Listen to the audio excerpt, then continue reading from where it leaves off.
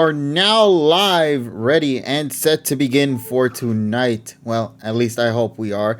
Mhm. Once again, to those that are there in the chat, please let us know if we sound a-okay, everything's all good and whatnot. So that way we can officially begin tonight's session of the PokePod World Podcast. And folks, I think it's safe to say this is going to be probably one of the most interesting talks that we're going to be having for this week, especially given some of the stuff that came out outside of just simply the episode in itself. Obviously, we got to talk about the Sonic, we got to talk about the Nintendo, we got to talk about the Persona stuff and all that jazz in between.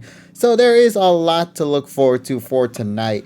And then, of course, can't forget the latest episode review for PM 2019, focusing on Suicune. So we'll get to that in the second hour. You guys already know the deal with that. We always love BSing around for the first hour, and second hour is where the anime review begins. So we hope you guys will stick throughout the show for tonight.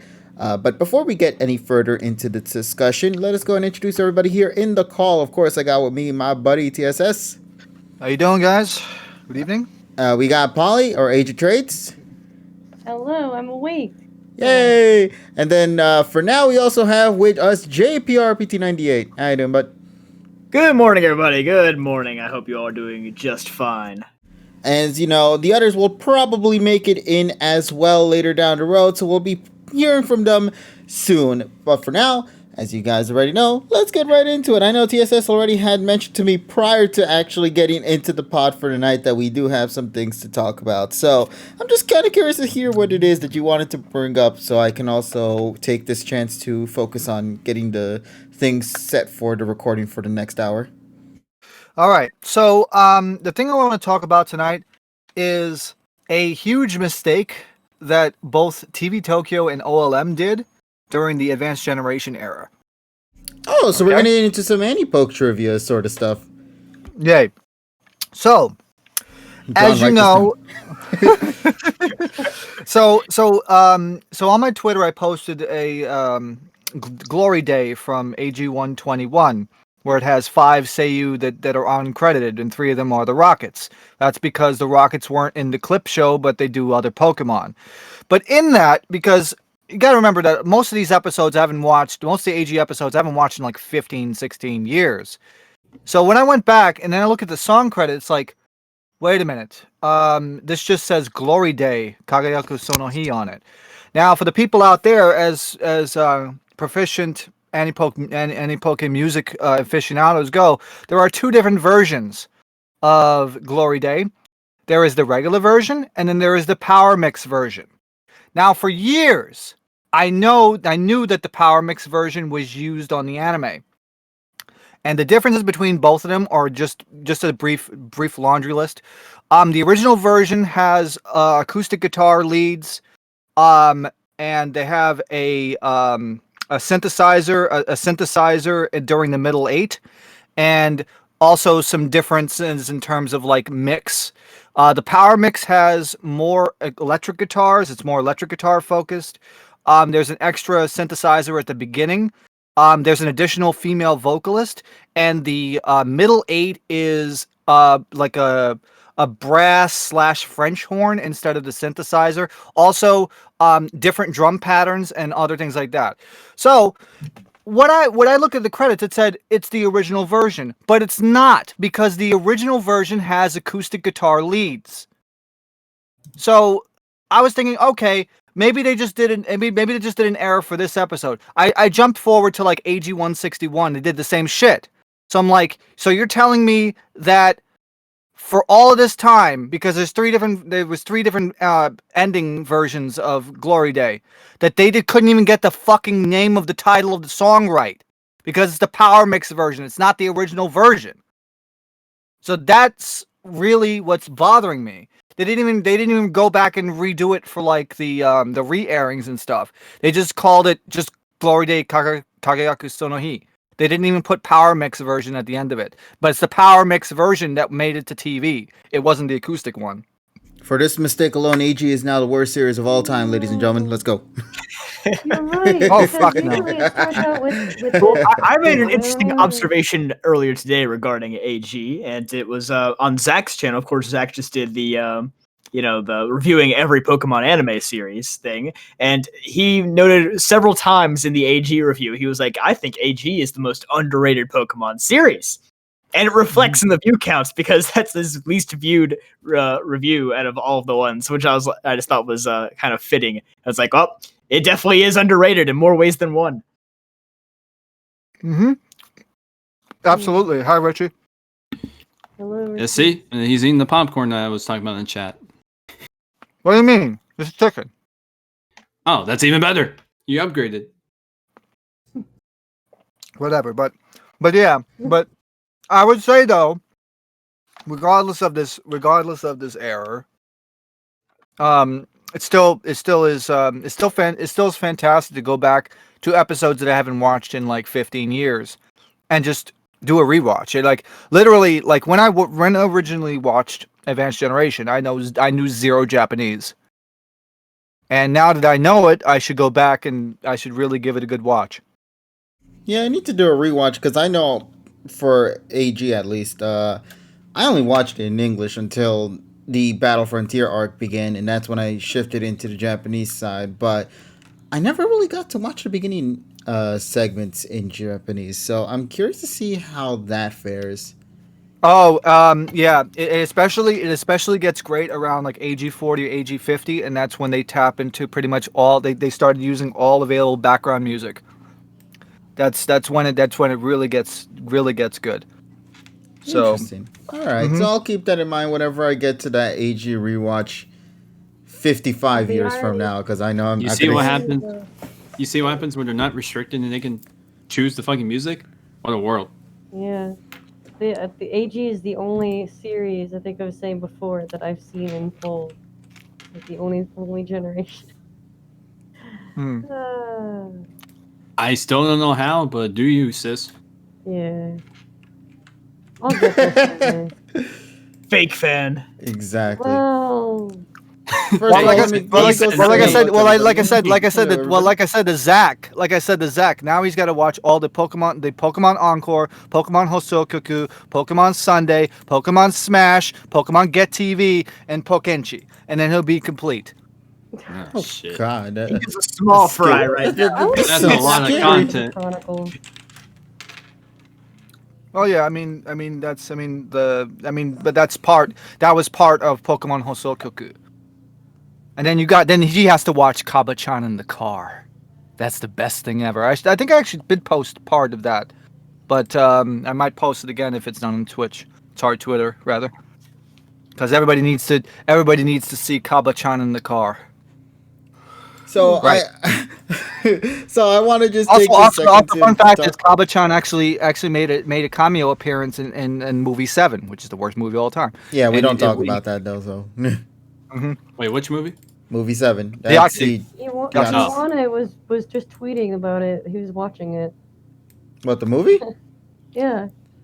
And He's yeah, that's what tweeting I out was gonna loud actually too. talk about, Richie. So I have this big list because there is a lot to get into. Is it the It's is just it the- Nintendo as a whole. I mean, Oh, I was gonna pull up the all-time sales of Pokemon games. Hold on, I got you. yeah, I heard about the Pokemon games There you go. absolutely smashing it as well, which I guess it'll be a great way for us to go and sort of segue into this talk about sales for Nintendo, because sometimes people are genuinely shocked with hearing the results of how the Nintendo Switch is sort of doing.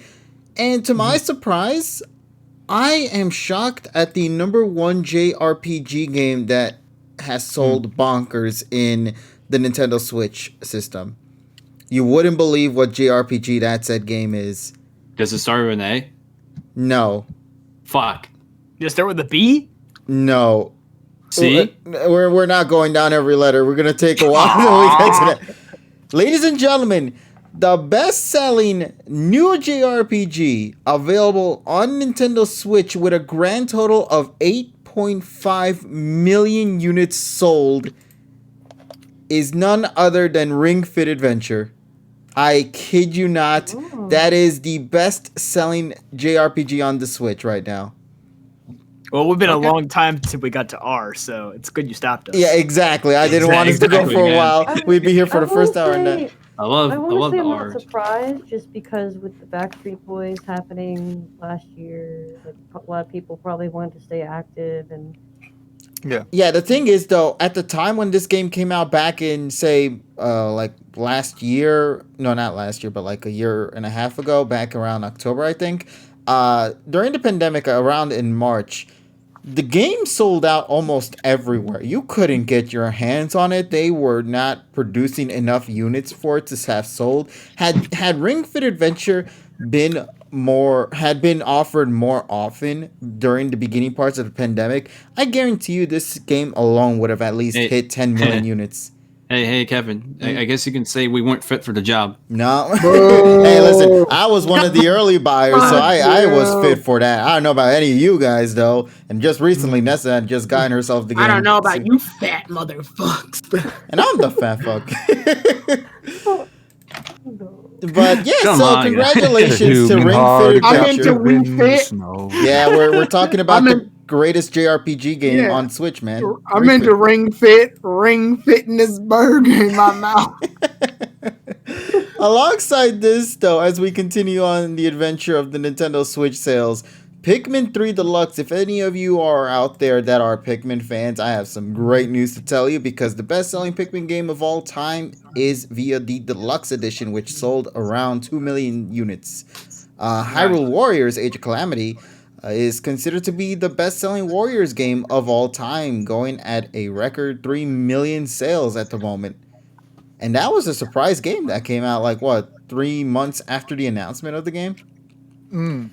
But there's a lot more to get into. These are some heavy hitters. Let me tell you about one game in particular. So, Mario Kart 8 Deluxe, a game that many fans out there know. Do you have a link to this list, by the way? Actually, I don't, because I'm just using tweets, actually. I mean, so, that's fine. yeah, but here's the thing. So, Mario Kart 8 Deluxe has sold over 33.41 million units total. That's not a surprise. Now, here is the kicker on this part, because somebody just told me about this regarding the Nintendo DS, as you know, which was considered and is, I believe, the best-selling Nintendo system of all time at a record 154 million units. The best-selling game on the Nintendo DS back then was New Super Mario Bros., which sold over 30.8 million units. Animal Crossing New Horizons and Mario Kart 8 Deluxe on the Switch have both outsold New Super Mario Bros. On a system that doesn't even have half of the Nintendo Butters. DS install base. That is insane to think about. It doesn't have that heavy amount of units sold like how it does with the Nintendo DS, yet it still surpassed console game sales with Animal Crossing New Horizons and Mario Kart 8 Deluxe, which, if I'm correct, not Mario Kart 8, but Animal Crossing New Horizons right now is at a record 31.18 million units sold. These are some big numbers. And that game is not even a year old yet, by the way, with New Horizons. That game came out back in March of last year. So, one more month. Yeah, At we the still got a perfect little bit time, left. too. It came at the best timing ever, but congratulations to Animal Crossing. I think this is probably the best-selling Animal Crossing game, I want to say, or it's Oh, approaching yeah, it. by It far. definitely is. Yep. By far. Yeah, and to Mario Kart 8 Deluxe beating High five, Nintendo folks. DS's best-selling game of all time, with the Nintendo Switch having only sold 79.87 million units. Just absolutely insane. Super Smash Bros. Ultimate has sold 22.85 million. Breath of the Wild, 21.45 million. Pokemon Sword and Pokemon Shield. Let's get into this one, though, because this is the big talk that's happening right now regarding the sale units. As of right now, Pokemon Sword and Pokemon Shield together have surpassed 20 million units, now becoming Sword and Shield popped off. How'd that boycott go? You silly bitch. Bitches. It has now surpassed Diamond and Pearl, X and Y, and any of the ones underneath. The only two competitors right now, which, by the way, depending on how things go, might beat Gold and Silver and become probably the second best-selling no. game of all Let me time. buy some gold and silver copies real Tyrone's fast. moldy. Tyrone going back in time. Yeah, listen, everybody, go to your Nintendo 3DS and buy the Virtual Console games of them. You'll be able to save it. Okay. Take that, Another Mass big one Effect is people. that they actually bumped Mario Odyssey out of the top 5 best-selling Switch games. Mario Odyssey is at 20.23 and Sword and Shield's at 20.35. So a slim margin, but they got it. Yeah, they beat it, but that's Yep. also because you got to think about it. Pokemon Sword and Shield are two of the same game. Yeah, So two games. when you put them together, of course they would surpass that, but that is still incredible to think that this happened. The Switch sales breached nearly 80 million units, now outsold the 3DS lifetime sales. The Switch Lite alone, by the way, the Nintendo Switch Lite, the miniature one, that sold at 13.53 million units. Now compare that to the Wii U sales total worldwide at only being 13.56. The Switch Lite aside- almost defeated the Wii U.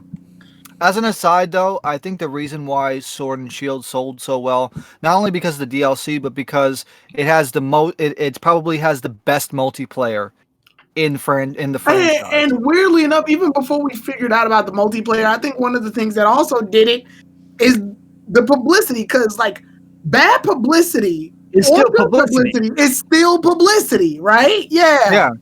So so many people heard about it. They were like, let me check this out myself.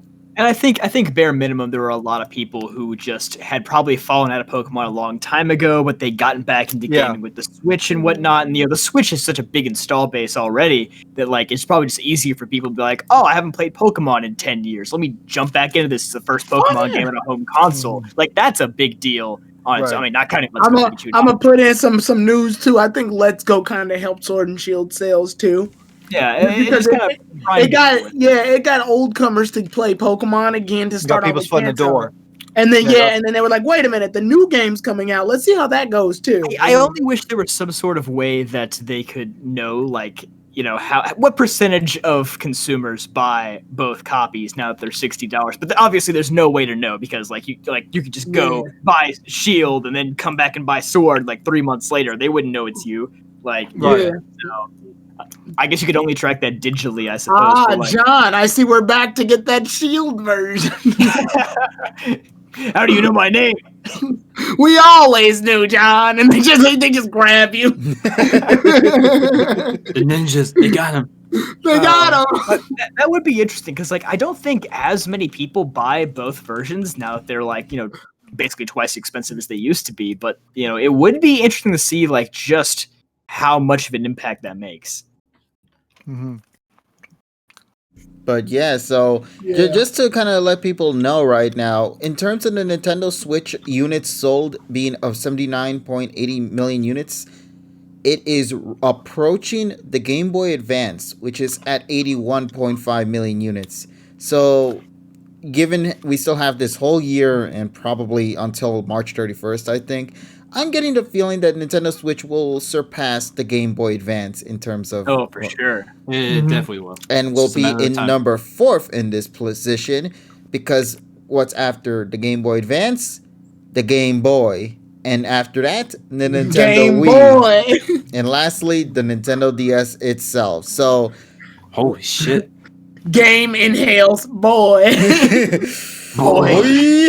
Now, yeah, this is insane to me, man. I did not think Nintendo would go above and beyond with just how well these games are selling. It's incredible to just see this entire story. And this isn't including a lot of the content that's coming out later this year, too. Like what? With Super Mario 3D World and Bowser's Fury, to name an example here.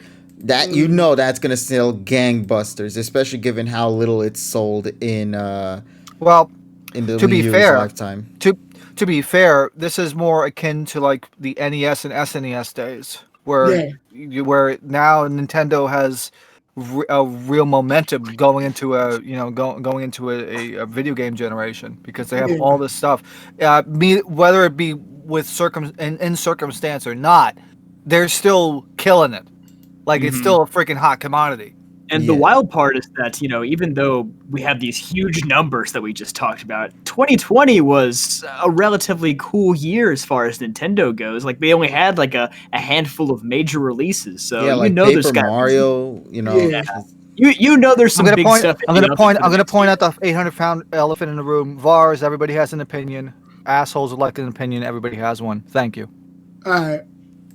Yeah, I mean, you just know that there's stuff in the oven for the coming year or two. I mean, you still think Metroid Prime 4 is somewhere out there. Might not come out this year, probably won't. But Breath of the Wild sequels out there. You got the Bowser's Fury. You've got all kinds of stuff that seems like it's just on the horizon. We'll wait just a little bit longer, it'll be here. Yeah. But man, this is nutty, man, to see this. Yep. So I'm really yeah, glad, exactly. Just because after the whole National Dex drama that went on, like I love Sword and Shield. Like I see our friends in the Anti-PokeTuber server playing it right now. I mean, like TSS said, this is the most I've been involved in the multiplayer in Sword and Shield. Oh yeah, I have never before this game. I have never played online in a Pokemon game. Okay, same here. I I'll be have. honest. I have, and I'll even say that this has been the most. Like, all I do online was just do battles, but here I'm doing raid battles. I'm Dynamax Adventures. Dynamax Adventures. We're breeding for fucking shinies. If people need help, I'm able to help. Diabetes. Yeah, if people need help, I'm breeding more to help people out and stuff. Yeah. Actually, Wonder Trade, all that stuff. What's funny to me, though, is that it's like Let's Go were kind of the games that were meant to grab the Pokemon Go audience. I feel like, in a way, because raids are in Sword and Shield, that Sword and Shield capitalized more on the Pokemon Go hype than Let's Go did. Like, Let's Go is just, you have motion controls and you catch Pokemon, and that's it, basically. Yeah, for sure. But when Sword and Shield, you have the raids. Now you have Pokemon home connectivity to Go, so that's not an issue anymore. This is especially good too if you have like a group of they picked it around the right time where Discord's out now, so there's effective ways for people to get together in a server and just straight up do raid battles. Hey, we got this raid battle going. Oh, we can all talk to each other so we can direct each other on what to do, and it's not just random attacks being thrown at the legendaries and stuff. That's one of the reasons why they had the Crown Tundra give you random mods so that you can think on the fly rather than try to build up the strongest thing, because at that point, I think Game Freak realized that people were overpowering the raid battles. Well, here's the crazy thought, right? Because it's like I know quite a few people from college and just places around me. I know a lot of people who actually did participate in the boycott. They didn't buy Sword and Shield, and it's like, there's got to be a lot of them out there. And you think, God, this game could have sold it at easily another 5 to 10 million units if that wasn't going on. Then it's like that would have been above Breath of the Wild. I think the people that actually boycotted the game are much less than what we think. Well, I would say maybe at the most 500,000 people. Yeah, here's the thing. Exposure is possible in any form whatsoever. Yeah, like I said, bad publicity is still publicity. Exactly. And that was not just only any publicity, that was free publicity. And that chick got the attention of fans new and old and just allowed this game to continue to sell what it is and became the third game in the entire franchise to pass 20 million units. No other game has done that since Gold and Silver. It goes both ways too, because people on content creators on YouTube have done this a lot, where they start making videos just trashing on the animation of Sword and Shield, or trashing on how Sword and Shield, the modern Pokemon games, aren't good. They keep making those videos because look at all the views they keep getting. Oh, so it's a huge topic. They could easily just not. So they're basically making money off of freaking people's regret, which it's kind of shitty, but that's what they do. It is shitty, but like I said, that's the power of publicity. Publicity can turn you into someone you really don't want to be. Yes. Well, the ironic thing is that there's so many videos out there bashing on Sword and Shield that probably makes a lot of people go, "Wow, I'm missing out on not playing Sword and Shield." Exactly. Yeah. So in other words, it's kind of like. So in other ways, it's like kind of like reverse psychology in that. Effect. Yeah. Ty said, "Oh, Tim. Didn't they release Tim like shortly before Sword and Shield?" Yeah. Yeah. I don't think anyone was serious about Temtem. No. I think it was just like, John, remember the Pokemon Black and Blue that came out before Black and White 2? Yeah. That was their attempt to let you, like, their attempt to attack Pokemon. Or my favorite one is that people were thinking that Yokai Watch is a ripoff of Pokemon when it actually isn't, because the story is actually much different. Well, the Kinda like yokai, same thing with I don't Disney, think Yokai is there to fight off against Pokemon. I think they came in just around the time, obviously that Pokemon was, Well, doing if you think about the original release, if you think about the original release of Yokai Watch, that came out in like summer of 2013, which is like before X and Y came out. Yeah, but I don't think they were concerned about Pokemon. I think their bigger concern was just making sure that franchise actually, came out from Japan. I think I think Black and Blue, that fucking fan game, and Temtems were the attempt to attack Pokemon. Those were attacks. An attack when you see I agree with Price Coon in the chat, though, where I think a lot of people criticize Sword and Shield because they want what's best for the series, not to blindly hate it. I mean, Sword and Shield are certainly not my favorite games in the series, but I don't want to see Game Freak fail. I don't want to see the game be a flop, because I think that they obviously need to sell, get money, and make what's best in the future. So I don't want to see the series go anywhere. Yeah. Listen, for every flaw, there's still a good aspect of it, and as we mentioned, it's a fun game. The biggest thing that this game has going for it, and given the pandemic we're in, the multiplayer is the best thing that this franchise needed, and it pretty much saved this game, because had the mechanic of the multiplayer thing been weak as hell, I don't think this game would be selling as big as it is. But because teamwork and cooperation, and even now with the pandemic, where you can play with your friends online in ways like this, never before done within the world of Pokemon when it comes to like working together and stuff, that kind of pushed the game to what it's at today. And if they can continue to expand on that, I will say also the promotionals for this, like the DLCs that we got, the music videos, not revealing too much information from scans. Like to me, to this day, this is a modern Pokemon game that I believe has revealed the least amount of information. Right. We still don't know what the hell that imp Pokemon is. No, the pink one. Yeah, we have no fucking clue. It's just in Tingle Woods, and we have no fucking clue what it is. Well, I mean, honestly, I'm happy that they didn't reveal so much, but it's like, you look at the stuff they've got planned for the 25th anniversary with Katy Perry, and it's like, wow, are we living in this Pokemon renaissance where it's like Pokemon's just mainstream again? They don't need to promote the games as much as they need to. They want to spend money on Katy Perry instead of actually localizing and fucking subtitling the Japanese one and putting on fucking Crunchyroll. It's a love and hate situation. I do like the fact that Katy Perry is involved, because it's been a while since we've had celebrities openly involved with Pokemon like this. Since like in the early movie days, I want to say. Yeah, I remember like when Vitamin C and shit was playing music for the Pikachu Adventure stuff. Yeah, I was thinking about this earlier today, and it's kind of like, I have to imagine the people in the late 90s, early 2000s, when Pokemon was kind of starting to wane in popularity, they thought, oh, it's just a fad, it's over now, right? And then when the resurgence happened in 2016 with Pokemon Go, I think people started realizing, like, oh, this wasn't a fad. This thing is here to stay. It's going to be a part of popular culture for decades to come. You're not going to get rid of it. So I think that Pokemania has kind of made a resurgence in a way. And I'm so happy to be in that right now, because this year I feel is going to be a very significant one, which is kind of weird that it's going to be undermined, given that the game that's supposedly coming out this year is going to be a game that's we'll see what happens, but yeah. Well, the only thing is they could have paid the guy that did the 25th anniversary art more than $5.50 to fucking make the logo. Which one? There was like multiple variations. There's the line out one, then there's the filled up one, which is literally just the filled up one is, I think. And then the cheeks are the 25, right? 25. It's like, dude, you just fucking took like a font and you just fucking slapped it on there. And I got paid $1 million for it. It's gonna be everywhere this year. Exactly, and I'm so mad that it got accepted. Yeah, Rob. So simplicity is king, but the problem is, it's like, why cheap it out? Also, compare the 20th logo to the 25th one. Yeah, the 20th logo was much better. It's night and day, man, for certain. Much better. But yeah, so for Nintendo, congratulations. I think they nailed it out of the park with the Nintendo Switch, and this isn't even the end of the fiscal year for them because that's in March, if We I'm still got correct. Pokemon March Snap. 31st.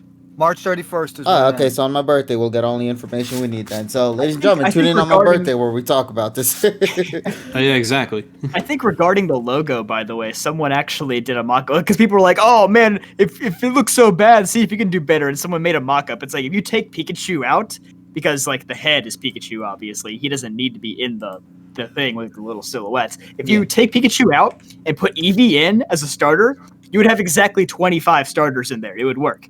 Yeah. And somebody actually did, you like in the 20th anniversary one, somebody did that, but for the 25th, so they like shrunk some of the Pokemon down and squeezed in Sobble, Grookey, and what was the third one? Squirrel Yeah, Bunny because in you've there. got 8 generations. You do 8 times 3, and that's 24. And then you add Eevee, 25. Exactly. So they did an Evo- amazing job with that. Ebo makes a great, is a good, oh wow, that prediction is bold. PokePark DX, I'd like it.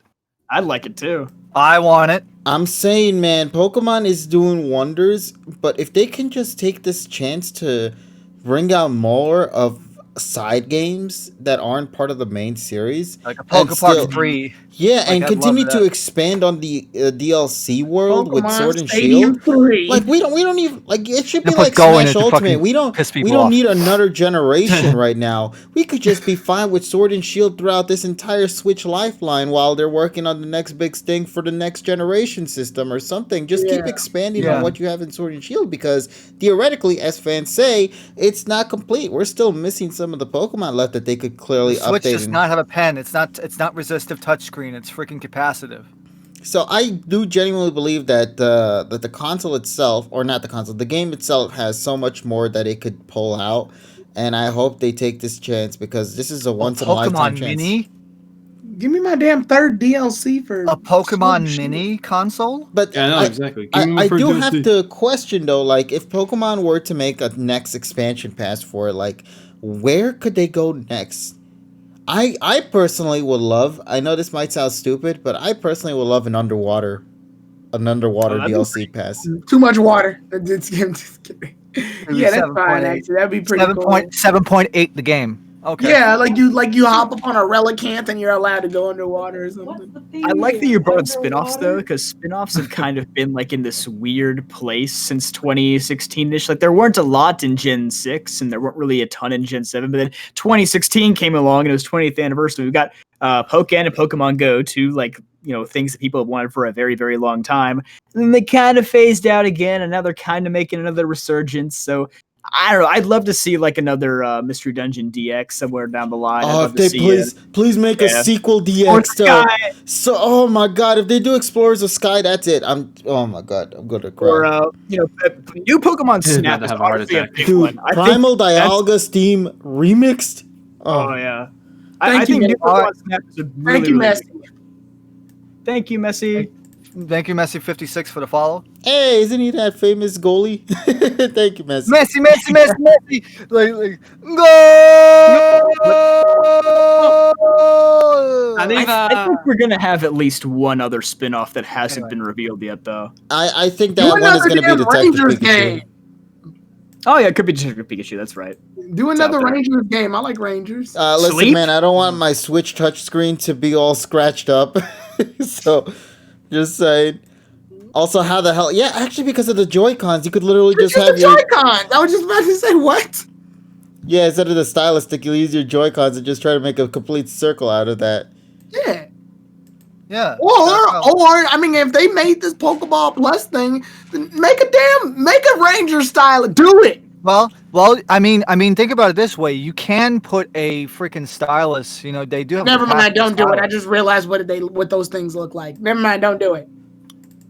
I told you, Come on, man. we want Pikachu logo on my No. capacitive style. No. So the wands that the Rangers use, though, they look kind of suggestive. Never mind. Don't do it. Take We it don't. back. We Take it don't. back. We don't need your mom borrowing your damn Rangers Joy-Con for the 5th time.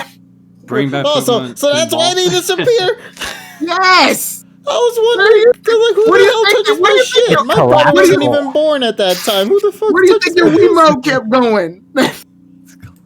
My God, We'll bring man. this up. This is really Right. But yeah, so once again to Nintendo, congratulations, Pokemon, congratulations. I'm curious to see how the 25th anniversary for Pokemon is gonna go. Given if you know today is February 1st, that means we are beginning the Love. Pokemon month. Yeah, I feel like there was another special thing happening this month, but I feel everyone's more focused on the Pokemon thing. I don't know, maybe that's I Black just know, me. History love. Month. Yeah, that. Oh, happens to also be Oh, the it's so, shortest no, month of the well, year. no, wait, Would you no, look at no, that? that's not the correct thing. It's supposed to be the God, what is it? Ah, Yeah, can't. It's Okay, Suba. well, there it is. Suba month. Yeah, it's the Suba month. Speaking of Black Suba, History Month. actually, Pokemon Fit or the Pokemon Cuties, the first wave of the Hoenn plushies are out.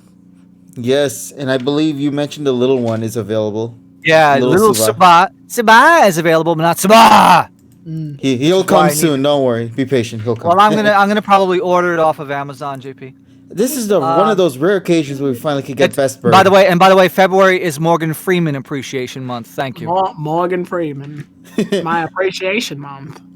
This entire Actually, month is the dedicated funny to thing you, is, he Mr. actually hates Freeman. Black History Month. I woke up in the morning and I realized that Pokemon's anniversary is coming soon. I'm hoping that we don't get Sinnoh remakes, because if we do, then the community won't shut the fuck up. But Attaboy, you know what? Morgan. Okay, thank you, Morgan. And then he ends up saying, "No, no, we're getting Let's Go 2 instead." Oh shit, we're getting Let's Go. Never mind. Go Alright, back. well, not bad. Either you get busy Let's Going or you get busy dying. My God. Well, thank you for your small debut, Mr. Freeman, in the No podcast. problem. You invite a guest every week, so I decided to show up. Thank you, sir. All right. Now, let's go continue to talk about some other video game companies. And this time, I want to take a second to talk about none other than Sega. So, Sega is actually starting to do some things. Sega. I want to talk a little bit about the big announcement that just came out. And I don't know how many of you I guys know, here. I know what Tyrone wanted to say. You can't fucking say that. That's why I said Sega. If you've seen the recurring memes happening online, you might get an idea as to what was happening. Yes. But well, we'll keep it at that. So Sega, yes, two Sonic's things. getting a voice change. Yeah, Sonic. First of all, thank you to Mr. Roger Craig Smith for providing the voice of Sonic the Hedgehog for a decade, and I believe he did an amazing job, man. Damn, I can't even believe it's been a decade. Yeah, that's right. Sonic Color. Oh my god. Yeah, you're Yeah. old. Boomer. Yeah. Old. Getting old. Getting old. But that's not what I wanted to talk about in particular regarding just that. But it is still a sad thing to note that the VA is no longer with us. There was a reason why this kind of came to be, and that's because Netflix has officially confirmed that there will be a new series starring Sonic the Hedgehog that will be exclusive on Netflix, and it is going to be in a new 3D animated series in collaborations with Wild Brain Studio and Man of Action Entertainment that will be premiering on the Netflix application starting 2020. Now, Damn. I wanna give a massive shout out to one of my friends 2020. out there, Ebo or 21. EB Omnitrix, because 21? there was one name in particular that I noticed from this collaboration for this series that got announced, and that is the Man of Action entertainment side of things, because Man of Action was responsible for some of my most personal favorite shows growing up back then. Ben 10, the original and the reboot, Generator Rex, Ultimate Spider-Man, Bakugan Battle Planet, Mega Man Fully Charged, Holy shit, Flower Generator Rex. Players. So, Man of Action has had a huge library under their belt. And it makes me happy to see that they will be working And alongside. then Clone High. Fuck yeah. Yeah, so like if you look at their at their history, at what they made, it's pretty good. Now I know somebody's like sighing about the Mega Man Fully Charged bit, but they were like working with another studio. But when they tend to be with a separate studio on their own and all that, like Ben 10 the original and Generator Rex, like shit, man, they do amazing. And Clone High, as Tyrone just mentioned. So in terms of Man of Action, this makes me very happy to see.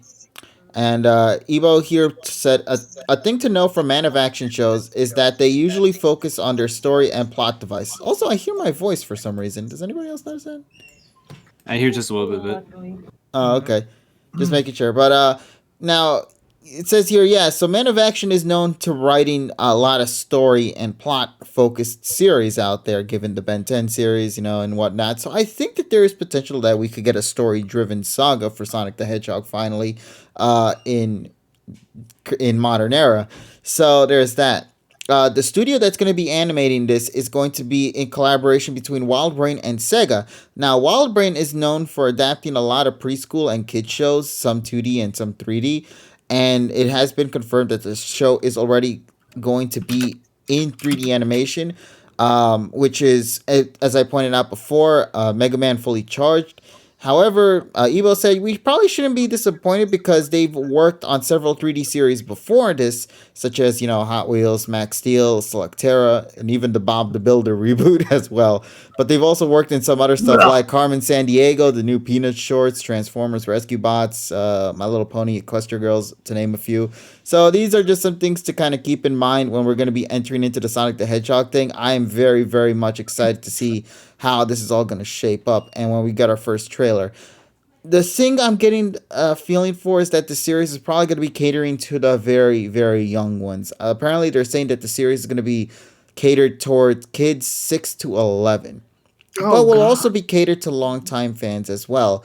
That can work sometimes. When we grew up, there was a lot of kids shows that when you see it then and then see it now, you'll notice that there's a massive shift in comedy. Like for Ed and Eddie, for example, like some of the jokes that might have flown over your head back in the day. Now something The problem is we live in a cultured society now that is too PC, so we're not going to get anything edgy. Yeah, we'll see what happens. Actually, okay, so I'll come in and say I've been watching a couple of just checking out to see what kids are watching nowadays, and you'll be surprised what some of these cartoons are getting away with. Actually, like I watched I don't know if you guys know what Owl House is. Yes, Owl House is one of the Disney animated properties. Yeah, I looked at that. I'm like, oh, all right, Owl House. I see you doing. They slip in some jokes now. They slip in a couple of jokes that I thought were like, Donnie's wrecking your train right now. I was like, this is pretty. This is what I'm not paying that attention. Amphibia is another good one as well, Ty. Yes. But yeah, I looked and I'm like, I'm actually legitimately surprised that they're slipping in those jokes like that. That's pretty cool. There's actually regarding Amphibia, I think there's a prominent artist in the Annie-Poke community that has worked on that actually. Oh, really? Now that cool. I did not know. Even Kiana Murray, or she draws a lot of Team Rocket stuff. Oh, her! Yeah, she also did animation Polly, for another show. Polly, you're like 5 miles away from the microphone. You need to get closer. Yeah, get close, man. What? I'm like right here. It's the mic. I think your Discord might have reset your device and might have. Yeah, probably. Check your mic settings. Yeah, because you are super, super far away. It sounds like you're. Yeah, people in the chat are even saying that. Yeah, Kiana Mai. Yeah, okay, so now I remember her name. I know she also animated another show, which is one of my favorite bits, where it's like this police officer who's just lying on his vehicle, and it's like, nothing more than a relaxing day, and then a car just like passes by, but it crunches his foot at like max speed, and he's like, ooh, that's gonna leave a mark. But he doesn't like cry in pain or anything. No, he's just like, what a peaceful day.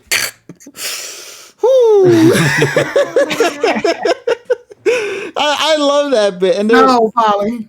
So yeah, so there's like shows like that are in the current modern era. It's just you have to go out of your way to look for them, and I think that's the big issue. They're very much Easter eggs. You gotta find them. Yeah. Ben 10 Sonic crossover hype. I mean, if Ben 10 will allow it, then yeah, I would see that happen. I know that they did that with OK Heroes or KO.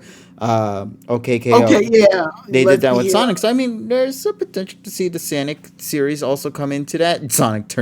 Ben turns into Sonic. Oh God, please God, no. Oh, so Ben's going to be the one to turn into Sonic Chew. There we go. That's the big mystery right there. So yeah, you just had to bring Sonic Chew into this. I feel like, listen, man, there's only a once in a lifetime opportunity to ever bring that up, and now was the perfect chance to do said thing. I made this man fucking famous because I keep mentioning this fucking atrocity. Hey, listen, man. Fame comes in mysterious ways, and I feel happy for the lad. maybe, How about maybe. I don't know. He might be mean, bad so for all far. I know. But it's not just saying. wrong. Yeah. So, let's see what else was there. Oh yes, for Sega, as you guys know, Atlas. They are owned as well by Sega. Atlas and Persona Sega. 5 in particular is being milked the hell out of lately. As you might notice via social media, they've been promoting the hell about Persona 5 being in a mobile game, AFK Arena, which is with Joker and Queen. Now, the thing is, that isn't the only time that we're going to be hearing about them because they're also heavily pushing another mobile game and having a collaboration with Persona 5. That being of Dragalia Lost.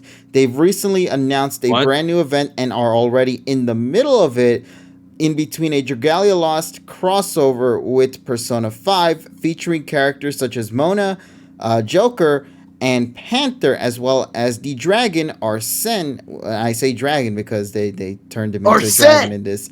So that's one big thing right there. And I'm very happy to see this crossover. In fact, if you've played this game since the very beginning and you've played through the Mega Man event, the Fire Emblem events, and now the Persona event, theoretically, you can have an entire team dedicated of nothing but Smash Brothers players. Mega Man, Chrom, Marth, and now Joker. Seriously, put Mutant in Smash at this point. I'm just saying.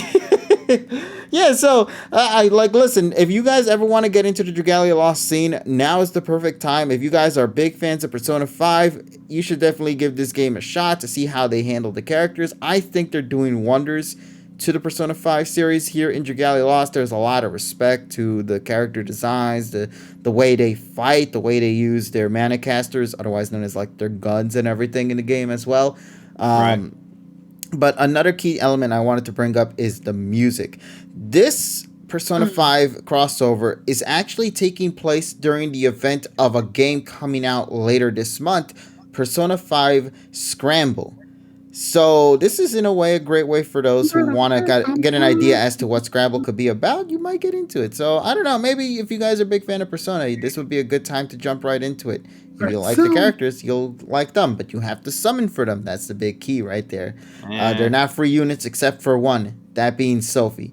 So yeah, just thought I'd bring that up. It's a lot of gaming talk that's been happening because so much is going on within this week, and I feel like we barely got a chance to scratch the surface for what was revealed thus far from this past week. But for Sega and Nintendo, I really think they've been nailing it out of the park with this one. Sonic's getting a new TV series. Nintendo is pretty much banking it right now with the Nintendo Switch. And given that the Xbox One and PlayStation 5 aren't really being produced as much as they would have hoped in the very beginning, which makes you kind of question why they released a console at the very beginning if they can't even, suffice to all the people out there who wanted to get it. So, yeah, Nintendo Switch is doing pretty great. And that's all I got to say on that part for now. If anybody else here in the call had anything else that they wanted to I don't bring know. up. That last bit doesn't surprise me if you look at it though. So, I mean, I'm not disagreeing with the fact that they could be more prepared for that kind of scenario, but at the same time, sometimes expectations are either met in a good way or sometimes met in a bad way. And boy, did they mess up real big time. Not only at Microsoft, but also to PlayStation and Sony, man. No, both of them were not perfect in this situation. Yeah, so that's the thing. Blame TSMC because they don't have enough fucking Ryzen APUs to fucking put into consoles. All right, yeah, so I saw an article about, well, not about that specific thing, but I think someone from A&D was, I think, talking about it, just saying, oh yeah, the storage is expected to go on for most of this year. I'm like, also, that storage count is stupid. It was like, what, 516 or something? Like, it was such a stupid number for the PlayStation 5 storage now that I think about it. Yeah. Such a weird count, but yeah, so let me see if there was anything else. Just wait, people. Just wait. Don't get them now. Just patience is a virtue. Kind of sucks that patience. Their library is poo-poo right now. Really bad. The only good game for PlayStation 5 is like Dark Souls or whatever it's called. I would say other than Spider-Man and Demon Souls, what are you getting? What are you getting on there right now that you can't get on the PS4 right now? Nothing. Actually, the Spider-Man one is already on the PS4. Oh yeah, you're right. So you're not getting anything. And I think the only Demon Souls is a remake. So and Demon Souls is a remake. So what? Just wait. You don't need it right now. You don't need it. Yeah.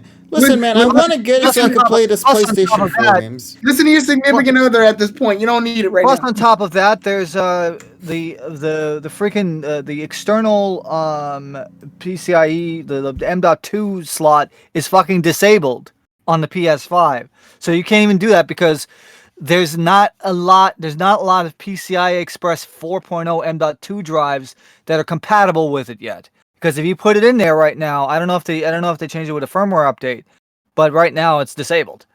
So it doesn't make any sense to fucking go out and buy it. Especially it's like and plus it's like, what are you gonna do? You're gonna go to Micro Center and buy like a fucking WD Black 1 terabyte like 750 series where it's like PCI Express 3 and it isn't as fast as the fucking built-in SSD. So what the fuck? It's not really. Can I get a WD Black? Well, that's what it is. Why does that sound like a tax form? I don't know. That's why I asked.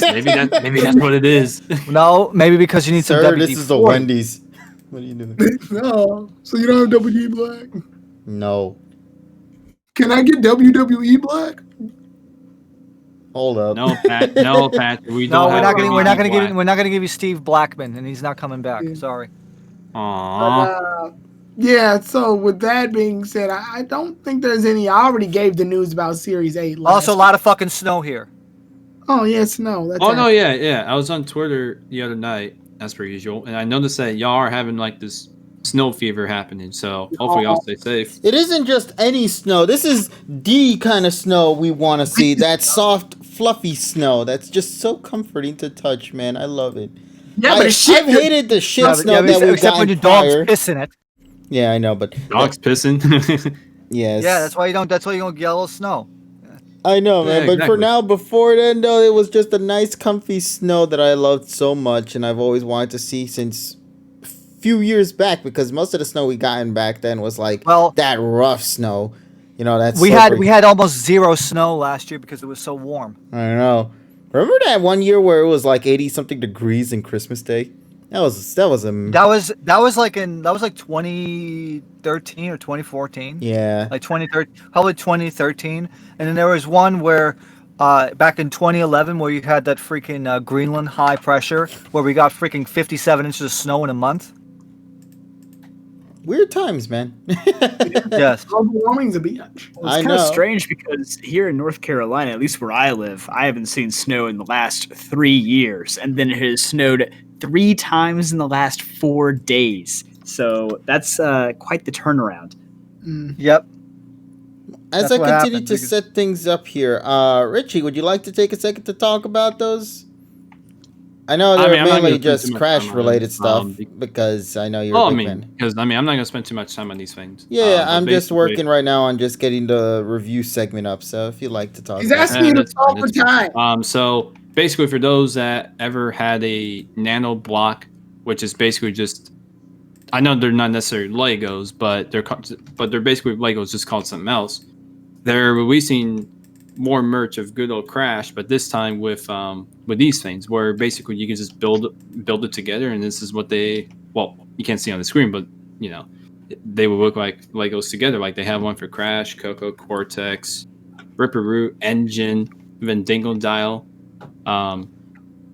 Because obviously this year is its 25th anniversary, so I think this is the first of the hopefully many stuff that this franchise is going to receive for the year. And they also talked about like more licensing opportunities for like the franchise because of the fact of the last 2 games did well in the numbers. So when you see news like that for any franchise, not just Crash but just any other in general, it's always encouraging because that means that the trajectory of the franchise is going up, and that's what you always want to see.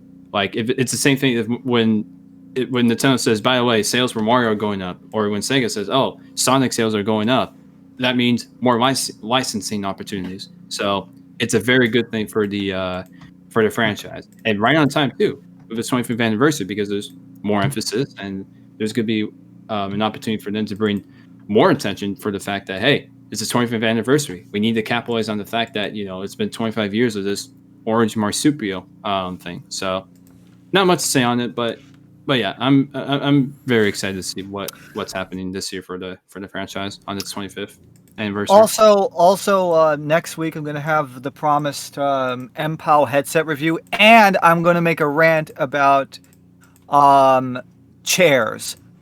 Uh-oh. Oh no, we're gonna get into the chair debate, ladies and gentlemen.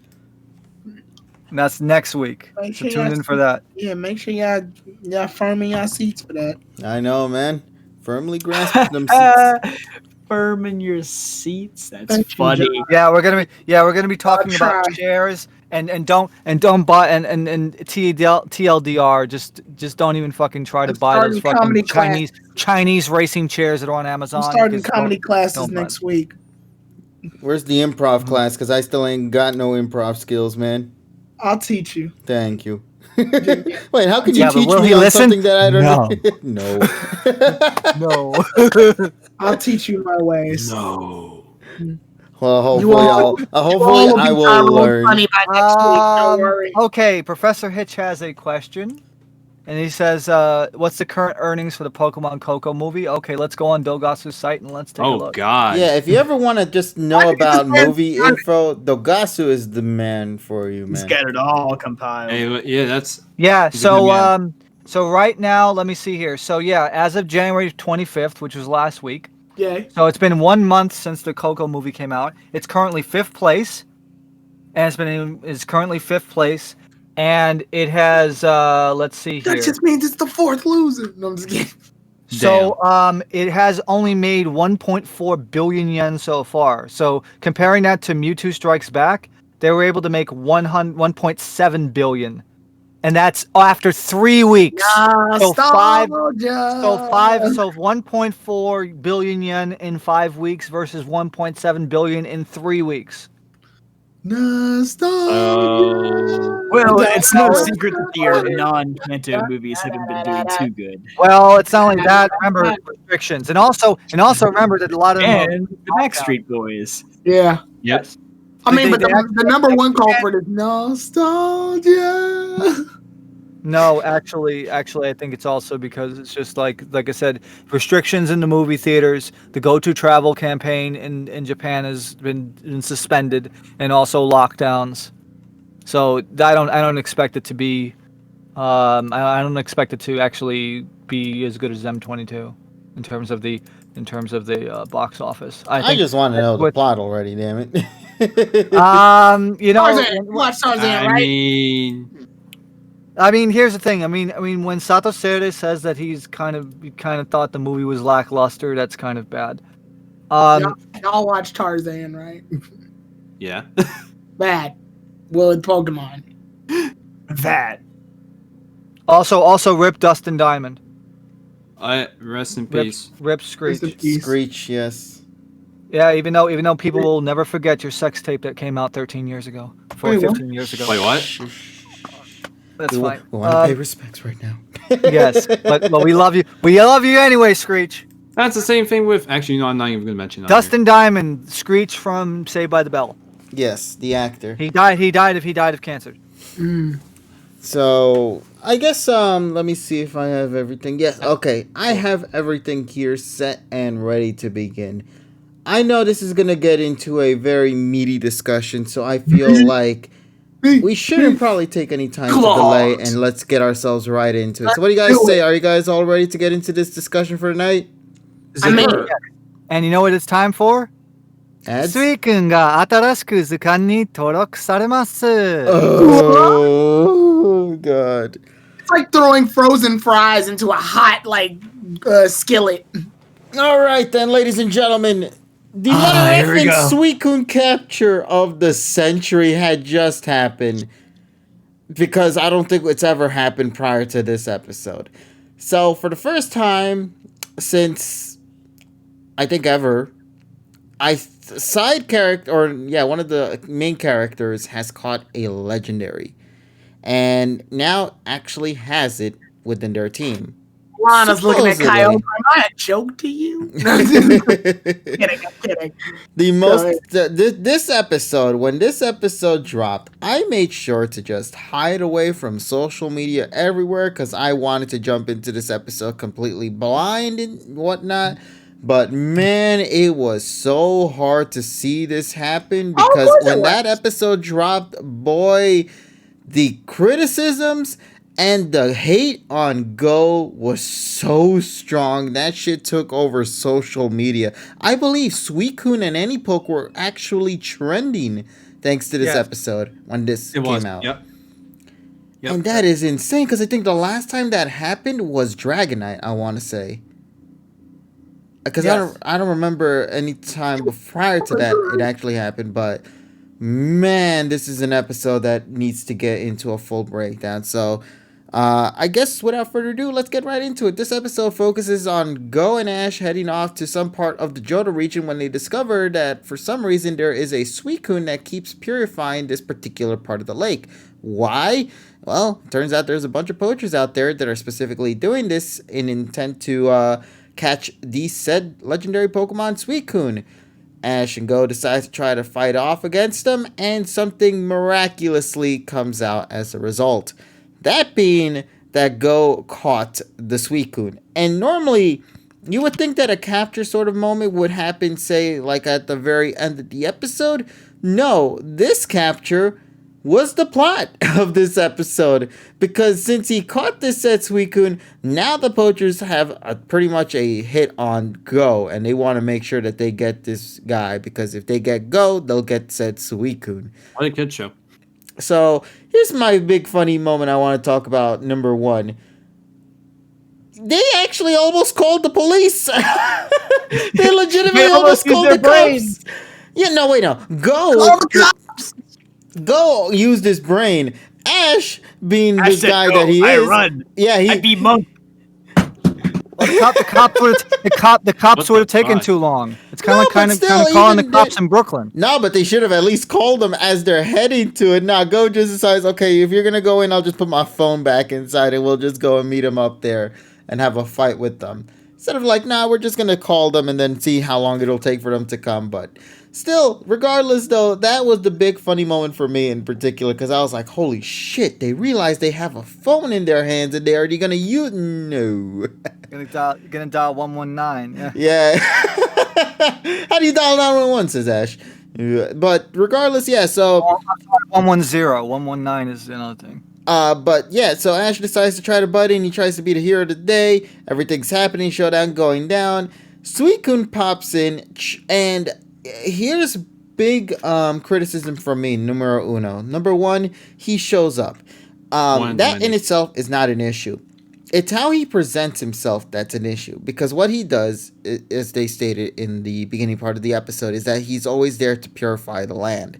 So, what does he do? He goes straight onto the top of the machine and roars and doesn't think about moving to the side a bit Oh, it's a truck. and just gets immediately hit by all the poison attacks right then and there. And just stands still. Just takes those hits This full is the on. Pokemon that eluded you seen for 20 years. Yeah, and apparently these poachers. Yeah. Hold on. Let me get this straight. So you elude that one singular. Okay, whatever. You can fucking elude you seen, right? That's how you say his name. Yes, you You see. seen- You can elude him, but not these fucking villains of the days. Give me a break. Yeah, so poor Usain out there is probably fuming at the fact that now this Pokemon has been caught by a 10-year-old boy.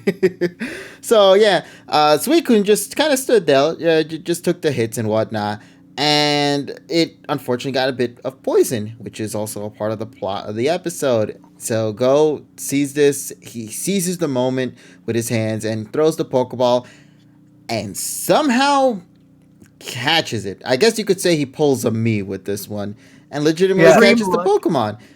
And this is where I'm so confused. Okay, let's start talking about this. Let this be the beginning part of the discussion. The capture. I don't know how to feel about this capture, man. It's horrible. I think this, like, I mean, okay. Well, here's the thing. how about the TSS?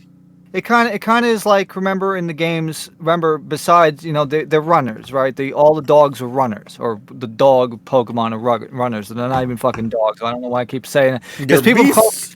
because They're beasts. They're beasts, but it's easy to say the dogs are on 4 legs. They growl. They do all the Yeah, dog the thing is though, you got to remember, like back in the day, like Gen 2, everybody used to call them legendary dogs, and they're not dogs. Yeah, but yeah, whatever. exactly. So it's But anyway, so in a way, you had to prevent, if you wanted Suicune, you had to freaking either throw a ball at it or try to get a status so it doesn't run. well, that's So what happened. that is number one. They tried to do some game logic here, which No, okay, they didn't. They just got lazy. I think there's more, and there's actually more I want to go into later. I mean, I will actually back this up later because it's actually a reference by Kuro Blitz, which I have to thank him. The reason I thought what it has was to do- better for why Suicune got caught. But anyway, I want to just finish my statement. Go ahead. So since Suicune had a status, it still had higher RNG capture rate for the Pokeball. Any sort of ball, any sort of status condition increases the rate of capture. It's just that the freaking RNG decided to fucking say, okay, that's what it was. Moving to the anime's logic of why that happened, Suicune had a choice: be caught in the net by the poachers or be caught in the Pokeball by Go. He chose the latter instead of the former because he knew that the poachers were going to keep torturing him. Go, he can get out of that Pokeball and leave if he wants to. So he chose, because Pokemon can choose when they're inside that Pokeball. Right. The only time they can is when they're so weakened to the point where they can't fight back. That's correct. Suicune is only a runner in Gold and Silver. So my theory is that Suicune chose, I would much rather get caught by this stupid kid and leave him than get caught by these poachers who will indefinitely torture me. I can ditch the kid. I can't ditch the poachers. So he made the choice to just get caught as the lesser of the two evils. That makes I sense. pretty much agree with his reasoning. But just to say my 2-piece real quick on this certain topic, he definitely did indeed have a choice, and we've seen before that. Hey, I'd rather subject myself to this than, in terms of being caught, than to be tortured. So he just like with Brock's Pineco, Pineco and Johto, we see that Pokemon can choose to get caught to avoid a dangerous situation. Richie, continue, please. Go ahead. I don't know. I mean, I'm not gonna say much because Summer kind of nailed it on the head. But the only thing I'll say is that it's circumstances are still a little bit weird, personally, especially what happens afterwards. So, but basically, I just wanted to vouch of what he said, which obviously we've seen before that, hey, they are willing to be captured. It's just how often do we see it, especially with legendaries of all things. But there will be more to it later, but it's just, that doesn't make the circumstances any less weirder just because he agrees to the capture. So next, John, I guess that would be me. If you had anything to bring up, yeah. Well, as far as the capture itself goes, it's not really anything to do with Go or Suicune. It's more just, I don't know, it's a product of Pokemon Journeys where it's like, Go catches these Pokemon and doesn't do very much with them. So I didn't really care either way that he caught it. I was like, okay, that's cool. It's never been done before. I'm not expecting anything to really come out of it. I kind of liked how it ended, how it's like, oh, it's kind of ambiguous. He's out there roaming the world still, but Go could call upon him at some point. Actually, that's actually incorrect. That's actually incorrect, John, and we'll go into that later. Okay. I didn't quite understand the ending because it was a little. That's vague. I don't think anyone did. Journeys did that on purpose because Journeys didn't want to. That means they would have been locked into a corner and had to commit to it. Yeah, but not. Yeah, but actually, no, because we're going to talk about that later. But anyway. Okay. But I mean, I guess I was just kind of taken aback at how early the capture happened. Like KG said, I was expecting it to be an end of episode thing, but no, it happens almost instantaneously at the beginning, and that caught me off guard a little bit. I don't mind that Go caught it in one Pokeball. I don't mind that he caught it to save from the poachers. I just don't think anything major is going to come out of it down the line, so I don't really feel as strongly about it. That's my big issue because these are legendaries that we're talking about. these are supposed to be the big ones, the big boys, all that stuff. They're supposed to Yeah. be the ones we're supposed to be excited for and whatnot. But here, I can't really get excited for that because it's like I know nothing is going to be done with any of these Pokemon. That's Well, you knew after the Zapdos episode that Go was gonna have to catch one of these things eventually. Like they couldn't just keep giving him the slip over and over and over again. I was gonna wait to talk about this. I was gonna wait until later to actually make this kind of metaphorical point, but I'm gonna make it now. Go ahead. I feel that this episode, while I genuinely enjoyed it, I feel like it suffers the same syndrome as if anybody has been a kid and has gone to either like a 7-Eleven or a Burger King or a McDonald's with one of those soda fountain machines, and you fucking mix all the flavors together. That's what they're fucking doing. That's what they're doing. Because what they're trying to do is they're trying to mix video game, anime, manga, Pokemon Go logic together. And sometimes with these episodes, you may get lucky and they mix it the right way, but most of the times not. For this episode in particular, I feel that the mix tasted good, but it left a horrible aftertaste. Here's my also another thing I wanted to say to that too, because I feel this episode could have been better had it been a special, had it been a two-parter. This is something that I'm sort of surprised, in my opinion, that they didn't actually. I disagree. I'll let you take the chance on that. Let me take it. Okay, so go ahead, please.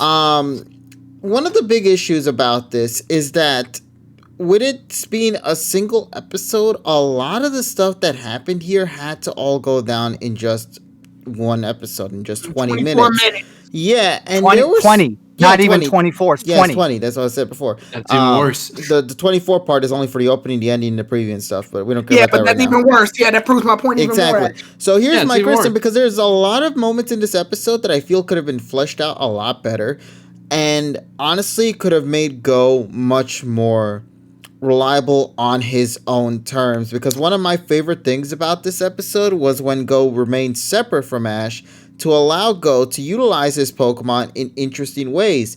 For example, we actually got to see Raichu finally get a bit of a purpose in this episode, and the gimmick that they had before, where Raichu was, known to finding certain berries. And so Go decided to use said Raichu to help locate said berries to give to the wild Pokemon, including Suicune as well, to cure it. Secondary thing, I also loved that this would have been a perfect opportunity to have seen the Pokemon in action and see how Go would utilize them in multiple ways, because we got a tease at that with what was it? Not Scorbunny, Aceburn, I'll call his Japanese name. I forgot its English name. Cinderace, there we go. Cinderace was pretty cool. The Drowsy combination was great as well. But then suddenly you remember that the Alolan Exeggutor and the Raichu just sort of vanished into thin air. Like, they weren't called back into their Pokeball. They just sort of disappeared off the face of the earth after the poachers came invited into the scene. And I'm like, okay, where's Raichu? Where'd they go? You had something pretty cool. Not even used in the battle. Like, what the fuck? Yeah, and I'm like, bro, this would have been a perfect opportunity to have seen Go use all of his Pokemon that he had present. No. Like, imagine like a Alolan Exeggutor come in. Like, imagine if Raichu went in. And, like, imagine if Cinderace went in. I have a weird answer for that, and people won't believe me, but I have a weird answer for that. This episode had 9 key animators in it, including Iwane. I think the problem is, since they were working too many hands in the kitchen, they probably didn't fucking think of that. Well, in a show where they put tons of Pokemon on screen at once, I'm not gonna accept that. I just think I think they were done all separately. I feel like it wasn't. So you're saying like it's like as if the animators didn't actually communicate with each other in regards to like. They just forgot they existed. Yes. It was probably like where one animator passed multiple off to another. More multiple storyboards, probably. Mm-hmm. Yeah, actually, useless writing is actually that was actually a point that Tyrone actually mentioned. Bad writing is an opinion. The thing is, though, if the writing was actually bad, it would never pass QC. Yeah, so they found them that's passable. The whole thing. But yeah, that's what I'm saying. There were certain elements in this episode that I felt could have worked as a two-parter, because another cool thing I liked from this episode was the protective side of Ash. Like how he specifically made sure to keep Go as far away from him by trying to distract the other poachers Didn't and say that was an preventing them excuse, Dar. and preventing them from catching up to Go. There was a segment here that I found really badass where Ash, Lucario, and Pikachu were like hiding behind the tree. And you saw that Lucario Yes. wanted to get in and do more fighting Yeah. and whatnot, but they had to obviously tone that down because they're in stealth mode at the moment. Right. I thought this would have been a cool moment to have seen how Ash would be able to kind of handle it on his own and see how he could fight against the poachers in like a stealthy kind of way. Like, I would have loved if Gengar came in because he's known to phase through things. That shit would have been cool to have finally implement Gengar in some way. To have had him, like, take down the poachers via, like, a stealth style and have Go continue to focus more on trying to protect Suicune and get the necessary items for Suicune to heal it back to health and whatnot. And also, Well, this this is- would give more of an opportunity to give Go and Suicune more time to kind of warm up to each other. Because if you're expecting me to see that Suicune would just warm up to him in just, less than 20 minutes or so, that's my take on that. It's like, I feel like there should have been more to it. Now, mind you, in my opinion, I don't think a full 40 minutes could have done justice. Like, I think like a 30-minute episode and then like, I don't know what the hell they do for the next 10 minutes would have been better. But I feel like there were certain elements in this episode that could have been fleshed out more to help with the narrative of what they're trying to say here, because this isn't simply just any Pokemon. This is a legendary Pokemon. You would think these kind of episodes would deserve a little bit more given the impact that they leave, especially with how popular Suicune is and how popular legendary Pokemon are as a whole. You would kind of want to see that same level of respect to them in the animated series. And to see that it got relegated to simply an episode in itself is something that I just found, personally, in my opinion, pretty weak. I still enjoyed the episode for what it did. I thought there were elements in it that I thought were great. First of all, the OST selection was fantastic. I love that when we saw Go fight on his own terms. Also, we got It some was new great music, too. by the way. Yeah, there is a rearrangement yeah. of one of the tracks that was in here. And I know that Yuki Pretty Higashi good. mentioned that there are new songs that are going to be presented in the second year. Will it get Yes. into an OST? I'm not certain just yet, but still, regardless, this is still pretty great. And then, of course, the animation just here and there. But it was nice to see a lot of Go's genius come into play here. I liked how he used Raichu. And his I liked development how as he the used... character too. Yeah, which people exactly. seem to discount. That's the problem. People just shit on Go all the time, but then people forget that actually Go made development. And then if you You think actually about see it, the this week difference. prior, like he literally used the Pokedex in a way we've been wanting to see the characters use it. Like it's such Yeah. a simple thing, but we needed to see more of that too. Yes. Simple but yet effective. Exactly. It's Exactly. always the small things. When alone, it might not mean much, but the more you do it, the more of an impact it leaves, and that's what you enjoy.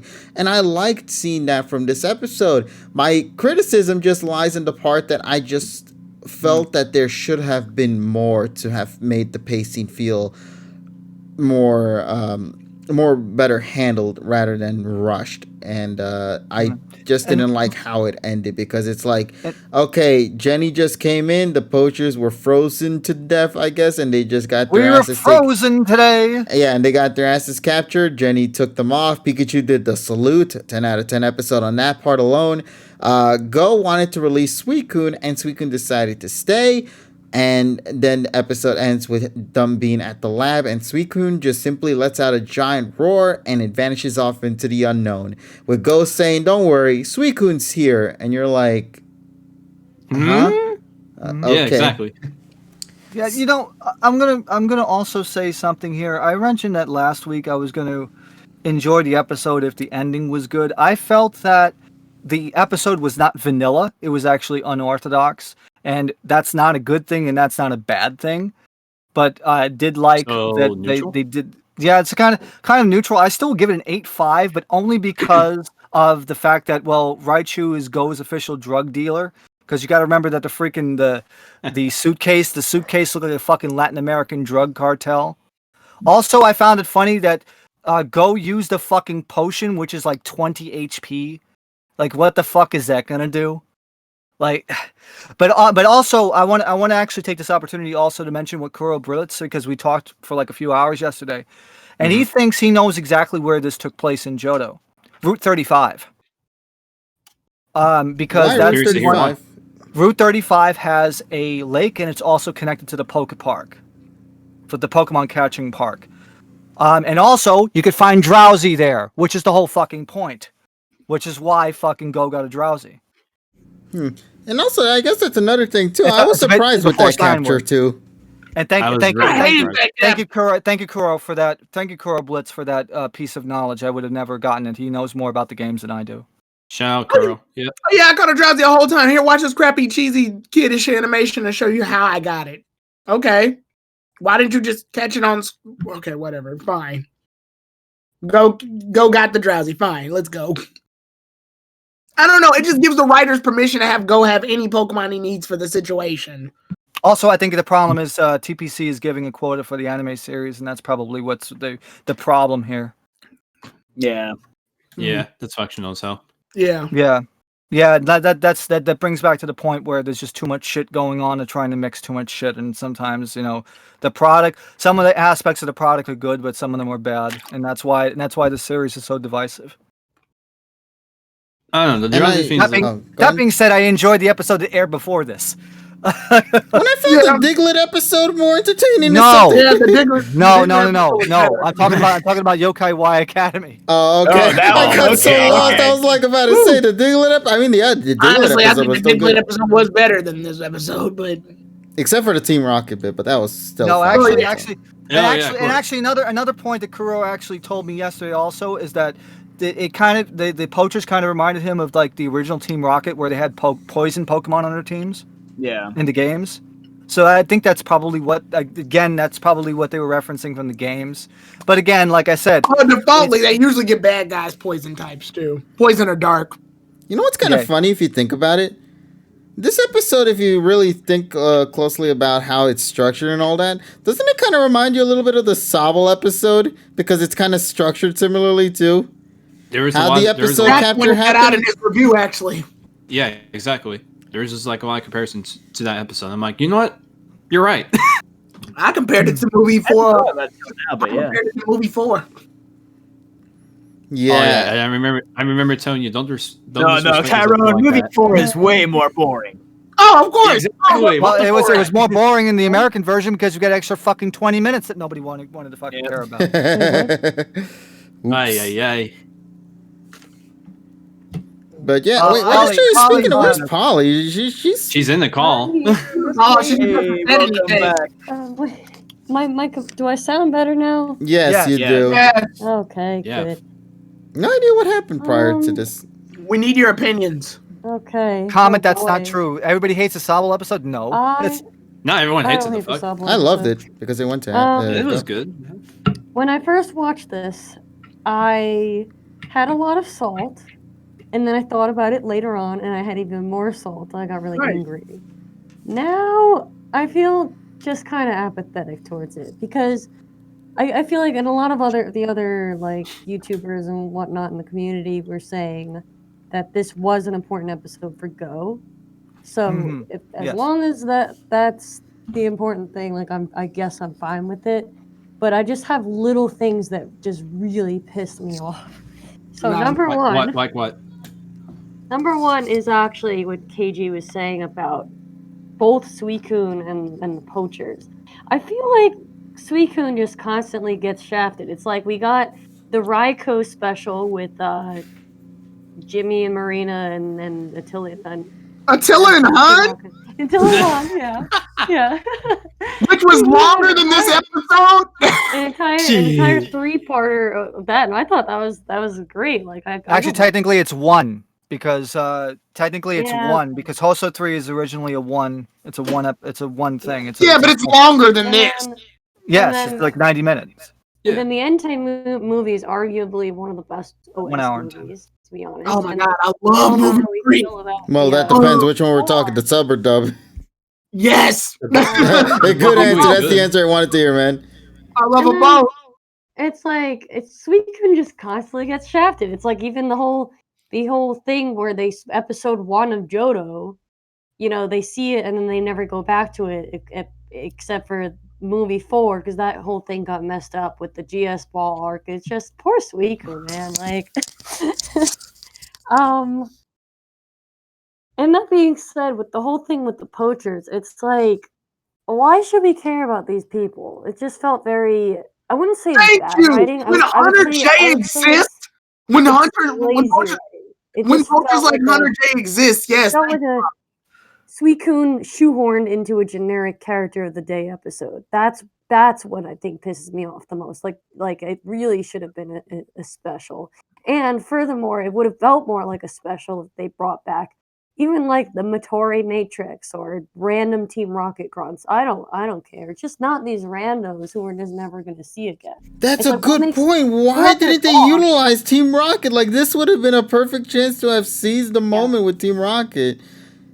Like, you don't need Jesse and James or Meowth here. You could have just simply used Matori and her squad for the occasion. Yeah. And it's like you have these little Too busy scenes fucking of, around in Sinnoh. oh, boss, guess what? The Suicune is whatever. It's like, but why are they important? It's like you shafted the whole part with Go catching the Drowsy for that little like 3-second animation, but then you're adding all these scenes in about these people, these characters that we will never care about ever again. So anyway, this is something a little that pissed me off. Secondly, I do have a couple of things after you're done. Yeah, and these poachers that are stronger than fucking Rose and Oleana. Yeah, That's true. That's true. Both with secondly- Pokemon and Criminals physically. can be stronger than any person, so it doesn't matter. Go ahead. Secondly, this is just the minor one. I just didn't like the way Ash was handled in this episode. I felt like it's like he didn't even seem shocked at Suicune or like. And I know we can forego the whole. He's seen some shit. Thing. Of course, but like even just to go catching it, he's like, oh, okay, cool. Nothing impresses Ash anymore. Also, No, not they really. made a comedy bit about Ghost Capture, by the way, where everybody just like froze still and we're like, Yeah, huh? I love Ace Burns' reaction to that though. Yeah. I like this Dude. dude. Number 3 is the thing that pisses me off the most. But everyone watch it. I'm gonna get ready for TSS to. No, I won't. Go. Alright. Go. The Marsh Chomp episode. So you're telling me that go through a Pokeball and a Marsh Chomp that was stuck in the ground. Oh my god! Bruh. But he could. But this thing is tied up with a bunch of poachers with the ropes and whatever, and it's a legendary. Wait. I didn't even think about that. That's some tuner IQ shit. I didn't even thought of. I genuinely forgot about that. That's how boring the stupid Marsh Top episode was. Well, I didn't watch the Marsh episode. I don't know. KJ, remember how you broke Pokemon Journey's arm? Polly did this tail thing where she broke Pokemon Journey's back. Oh let me just drink some of this tea real quick. It's that inconsistency that I'm like, come on. And that's what TSS was saying with like you're trying to mix Pokemon Go logic, but it's like they're not being respectful anymore to the canon of the anime universe. You know. But the thing is though that it's like I think. Somebody died. I think TSS just died on it. TSS, he's back. He's back. He's back. Welcome back, buddy. Continue. Go ahead. I think we lost the lad. Oh damn. Oh no, the snow got him. What are we gonna say? What? TSS, you've been cutting off for a bit. You want to leave and come back? His routing. All right, hold on. Let's hear from that. Okay, let's hear from you now, TSS. Is he here? Nope. Hold on. Let me. I can hear you.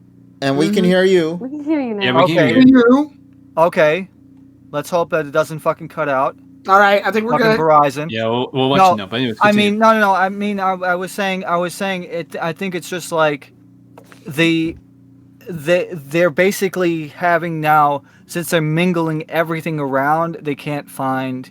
They really can't hone on what specific like universe they want to freaking do. But you know It's what's like the big issue on that though? The Yeah. criticism that Polly just brought up is on the same series. It's not like in a past generation. Like if it was in say like a generation or two ago, then understandably I can see that maybe people can critique that.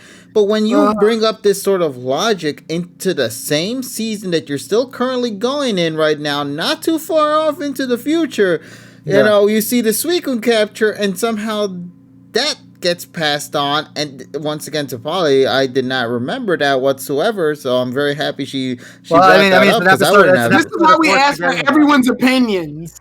That is so. Also, in an image, they remembered that Raichu was a female, so they not. Yeah, they did do the chip tail thing. I like that. Yeah, see, now that's the consistency I want to see more often. I will say I loved Raichu in this episode. She was so cute. Yeah. Yeah. To be fair, any drugs. Yeah, let's do it. Yeah. them berry drugs, but nah. Once again, Raichu is always going to give a positive vibe for the episode. So I'm very happy to see more Raichu screen time. That's why this is going to be the only series you're going to see a lot of Raichu, man. Yeah, really. But seriously, once again, on Go's part, I love everything. I'm loving what they did. It's just the concept itself and how it was executed is so poorly. And I'm not sure if you had anything else, Polly, that you wanted to bring up, because there was another topic I wanted us to get into soon. No, you can go ahead. That was it. Okay. Before we actually get into that, I just want to also say, I also just want to say is that like because of you know, people, I would love to have specifically, but then again, though, I'm putting too much trust in the writers again, which we wouldn't fucking have. Yeah. I'd like to have Go's gimmick backfire one time. Like if he tries to do this shit and then it ends up fucking being horrible. Like the fucking capture shit being horrible.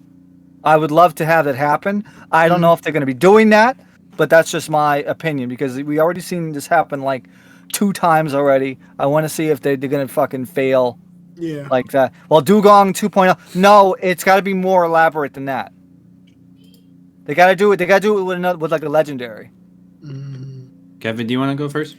So, well, actually, no, because I haven't brought up the topic yet. Hold on. I want to take this chance right now to talk about one of the... And I think this is the first time I've ever seen this happen to a series. I know sometimes people may dislike characters and whatnot, but I feel given the event that transpired this week, we're going to have to talk about this sooner or later. Go as a character himself. Okay. I have never seen a companion so divisive in this entire franchise more than with this one character. And, you know, maybe Last Generation for those might be Sophocles, but people dislike him. They don't straight up say hate him. They just dislike his character because it's poorly executed. Sophocles doesn't have shit to... Exactly. Sophocles doesn't have shit to this. Exactly. Like, Sophocles has but see, that's the thing. Sophocles had a Serena. No, of course not. The bar is dramatically lowered with Sophocles. That's probably why. Yeah. But I was like, and then you come into Go's character, and this is what I wanted to talk about because I feel a lot of the hate that's being shoved into Go is something that is unfortunate because honestly, in my opinion, Go's not a bad character. I don't understand the hate for Go because if you think about it, the way that Go is done as a character is relatively fine. The big criticism, though, that people seem to fail to do is target the series itself because Journeys is the one responsible for causing Go's character to be what it is. This is something that we talked about before with Best Wishes back in the day. That image is great, by the way. But yeah, so back in Best Wishes, you know, Silent and Iris, some of the more disliked characters as well. And one of the criticisms is that it's the series that they were in because for the most part they were perfectly fine during the start of the show, but as the show progressively they were fine. People were just full of shit. Well, no, the series is full of shit too as well. I mean, look at DA. But this is the thing. The series itself it was the thing that really drove the characters to pretty much not do much at all and not really leave such a lasting impact compared to like other characters. Whenever I see people talk about companions, I always see people talk about the Dawn or even May, Misty and Baraka for obvious reasons. Hell, even Tracy is in some extent. But Right. you know, for Iris and Silent, they're very less talked about because the series that they're in. And this is the one situation where Go, I've never seen so much hate for this character, man. I know because social media has become such a bigger deal now compared to Yes. like the Yeah. black and white days. But Absolutely. Jesus Christ, hell, even Sun and Moon nowhere was at this level with any other characters. Yeah. And you know, hell, even with Ash's changes to design, that was one of the critiques, and that continued to last on. But it was nowhere near to like the extent of what we're seeing right now, where Go is just straight up hated. That even, and this is something I wanted to talk about right now. One of my friends who lives in Japan has also brought this up. He says that the hate for Go isn't just something that the Western audience is feeling. This is something that those in Japan are also criticizing the series as well. So I just wanted to talk a little bit about what he said regarding not just simply Go's character, but rather also what Journeys is doing as a whole. He told me, "Hey KG, I know you have a podcast coming up. I thought maybe you wanted to comment on the growing tensions that Journey seems to be having with the Japanese out of the fan base. I honestly haven't seen anything like this since maybe Best Wishes, which is what I was just talking about Yeah. earlier ago. Especially the Rockets. Yeah. Yeah, especially the Rockets when they were completely done competently and the fan base hated it in Japan. Oh, yeah. Damn it. So here's the thing. So based Thinking on what about- I've been seeing, while you do have people out here who do really like Go, you have a large majority of the fan base that are not fond of his characterization or really the series thus far. Many people seem to believe that there's not a fair treatment of the two protagonists, with Go pretty much getting most of the screen time while the Pokemon World Championship or the World Tournament and Ash are pretty much in the sidelines. And also, many are starting to take issue in regards to the lack of Generation 8 content that's being presented in Journey thus far, which I still think Yep. that could be fixed. We in the- actually Go we on, Tyler. brought that up actually in my stream yesterday when I was playing Digimon. A lot of people were upset because they were thinking in their heads, wait a minute, if you're a fan of Galar, then you're getting the shortest end of the stick here because all the other regions actually got the chance to get a series. This one has Yep. to share it with all of the other regions, primarily Kanto. Yeah, Yep. because Which Especially Kanto for like a majority of the Pokemon from Galar, it came in. Kanto happened twice because Kanto happened first in OG and then a second time in AG. and now it's happening a majority of the time in JN or Journeys, however you want to call it. Right. So he continued on here saying, I think this is causing some unhealthy fan theories to spring up on the Japanese episode boards. But regardless how fans feel about Generation 8, you know, given the criticism and all that, the idea that the grass starter has yet to show up, Ash not even using Dynamax whatsoever since the concept was brought up with him in the Dynamax band, this is pretty much the exact opposite of the events happening in Pokemon Sun and Moon. Sun and Moon embraced everything about Generation 7. Pokemon Black and White with Best Wishes to the point that only new Pokemon showed up in the series in the beginning parts. I think my friend said it best. It feels like the magic has been overrun with the idea for marketing, which was always the case, but now it feels like there's no magic trick to distract us from it. Let's take a look at Lycanroc and Incineroar. These two were considered to be the most popular Pokemon within Sun and Moon, but in the anime series, you still got to see a genuine bond between each other and a organic arc that led into the finale of Pokemon Sun and Moon. Now, take that into consideration with Journeys and look at Lucario, Dragonite, and Gengar. In the age of social media, Japanese fans and really everybody are now allowed to express their criticisms directly to the anime team. So if, say, Go gets the Suicune the Drizzle and goes on to capture a Grookey while Ash gets none of the starters whatsoever, or hell, even a legendary, I do expect that to be the hump that breaks the camel's back. Yeah. And that's what he had to say on this thus far. And to be honest with you, I 100% agree with this. I Yeah, I think think this he's spot on. this is Yeah. 100% spot on in regards to the criticisms that Journey has right now. Now Mornock says here, Poly KG, we're halfway into Journeys. Don't you think that this anger and hate is going too far? Because being We're real to not. We you, don't even know. The problem is we Well, don't even know we're halfway through. We don't even well, fucking I don't know. I don't hate the series. I just there's things about specific episodes that make me angry, but I would never go as far to say that I hate. I love this. I don't even hate the series because it's Yeah, not done yet. I mean, this really is Yeah, love bottom Go as a exactly. tier. character. I mean, for me personally, this is bottom tier for me, but it's not because of Go. I think Go as a character is perfectly fine. As a matter of fact, if we compare Go from episode 2 or episode 1 and you compare him to now, He's his grown a character ton. his character has grown a lot. But the biggest problem is you have the kind of negative stigma because Satoshi didn't catch the Pokemon and Go did, Go sucks. Doesn't work like that. and Yeah. also let's not Doesn't work like forget that. a lot of big And it's supposed to be moments. double to Shijinko. You know, that's the whole fucking point of it. I don't hate Go on the level that some of these people do, but I do have issues with his writing. I do have issues with the character, but my issues are completely different. My issue is mostly his development or his growth moments feel artificial. That's my problem. Yeah. And my big for problem me, too. Oh, John. I was just gonna say, like, for me, I'm quite the opposite of a lot of people. I think the two things that I like the most in Journeys are actually Go and Koharu and how they've been handling them. So I don't hate Go or Koharu. I actually like their characters and I like the way that they've developed.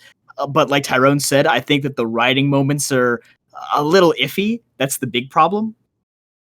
It's like I feel like they always have to shove Ash in the back to make Go grow rather than him grow naturally. So a lot of his moments of growth feel undeserved to me. Like I like the idea that Go is probably the smarts to Ash's gut.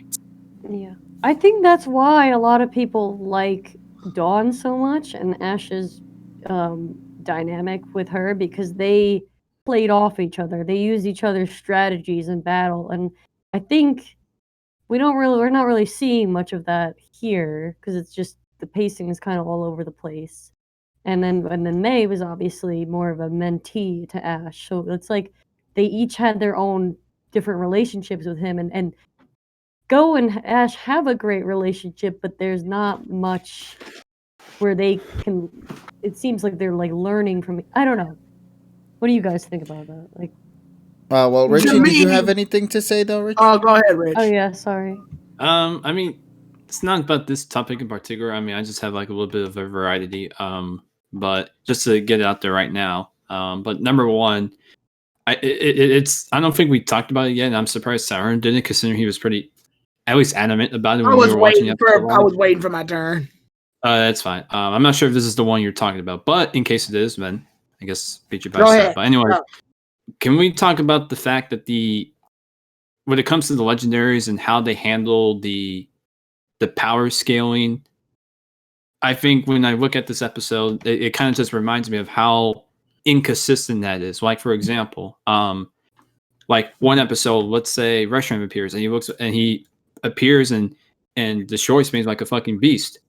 And then we see next episode, which is this, and it's Suicune. So you would think that, oh, he'll probably do just the same thing because they're both pretty damn powerful. No. An ordinary fucking net that you could get a fucking pet smart for about like $10-$20. Yep, that's enough for one singular net to take down a mythical legendary throughout the years. Also, by the way, that thing weighs like almost 500 pounds, and two people were able to drag its body down to the fucking tray to the floor. So what the fuck? I mean, it's not like a big nitpicking issue for me personally. But anytime I see like a legendary episode in the series, I always wonder of why it's so inconsistent, because sometimes a few legendaries will look and do damage like gods that they are, but then we get this where it's just inconsistent. Like the power scaling, I feel like just needs to be a little bit more consistent personally. And the other thing real quick is just the drowsy thing just seems a bit weird to me, because they took like, what was it, like a few seconds just to kind of like explain that, hey, he just found this out of random, he caught it, and then there you go. I mean, I mean, I'm not going to copy and paste what Tyrone said about like the fact of, oh, they could just let him have any Pokemon that he wants for the convenience and depending on the situation. What I would say to that is, not that I disagree, but I feel like if they're going to do this, why not do that for the other more important things? Like, let's say, I don't know, the PWC matches that we're never going to be able to fucking see. Because y'all remember that mysterious, well, not really mysterious, but y'all remember that really weird jump in rank where it was from like 900 to 400 or something. Yeah, something like that. I was trying to remember the tier names, but anyways, so yeah, from like the 900 to 400s, I feel like if you're doing that for a simple capture that we're probably not going to see every other episode, then I don't see how you can't do that same sort of thing for the battles. Now, I'm not saying do it for the full length battles. Like, I'm not saying from start to finish, which would be ideal, but I understand that sometimes that may not be the case. What I want to see personally is just like, for example, let's just say you start off an episode and then you have like a little bit of the second half of the battle. You see Ash commanding Pikachu to do this, shocks the Pokemon, and then the very next bit is like another part from a different battle. So something like that. But no, because it's journeys, I feel like we're not going to get that. And even if we do, I feel like it will just be a little bit more inconvenient in terms of the timings. Like we'll get it, but not when we want it. You know what I mean? Yeah. And I guess the third thing is that, to me personally, I think the Suicune thing, which I agree with almost everyone here, because I feel like everyone agrees with this, but I feel like they should have just dragged this out. And by that, I just mean, don't have it in a singular episode. Make it into like this arc to where you end the episode with Go releasing the Suicune, and maybe have him just say something in the effects of, "Oh, maybe I'm just not worthy of the Suicune," or some stuff like that, which I feel like was the consensus in the chat or within the call. And then at some point, you can just return back to maybe the same place, and then maybe solidify the capture there, and maybe that'll be a good way of inserting Eastling, or how do you say his name? Like, like drag out the capture and make it a little bit more meaningful. To do that in like 20 minutes is kind of very and I feel like that would have been a great opportunity to add a bit more elements, add more depth, add a little bit more meaningfulness to the character, not just to the character, but to the capture especially. But unfortunately, we're not getting that anytime soon or ever at this point. A thought just occurred to me. I wonder if the planning and production has changed between Sun and Moon and PM 2019, where making an arc that lasts more than a few episodes could be impossible or next to impossible to do. I don't know. We don't know this. Because we don't know this. I think that could be changed. It could have changed something. Mm-hmm. Especially now, given the pandemic too, is not also helping out the situation as well. But this was also written prior to the pandemic. My thing is, and I'm gonna review what I'm given, not what could have been. So yeah, this right. Is why but what I'm saying is, I'm not talking about. Let's throw the Backstreet Boys shit out the window, right? Okay. Let's talk about changing between Sun and Moon and to PM 2019 in terms of maybe they changed the way the production is, because they wanted to go in a certain direction, but maybe it's preventing them from doing some stretched out arcs. Which then begs the question, why did they put so much on the table? That's my big issue. If they felt like they catch an audience. But if they already knew in advance that there was going to be some differences happening with this generation, why did they think it would have been a smart idea for them to just throw everything right now? In fact, my buddy Arky or Larry just responded saying like he thinks that the anime staff might have bitten off more than they can chew right now with this series. I think it goes back to their goal that they established at the beginning, which is to show off all almost 900 Pokemon in the series at some point. Like, that is a tall task when you're dealing with 140, probably less now because of the Backstreet Boys, unless they extend the series.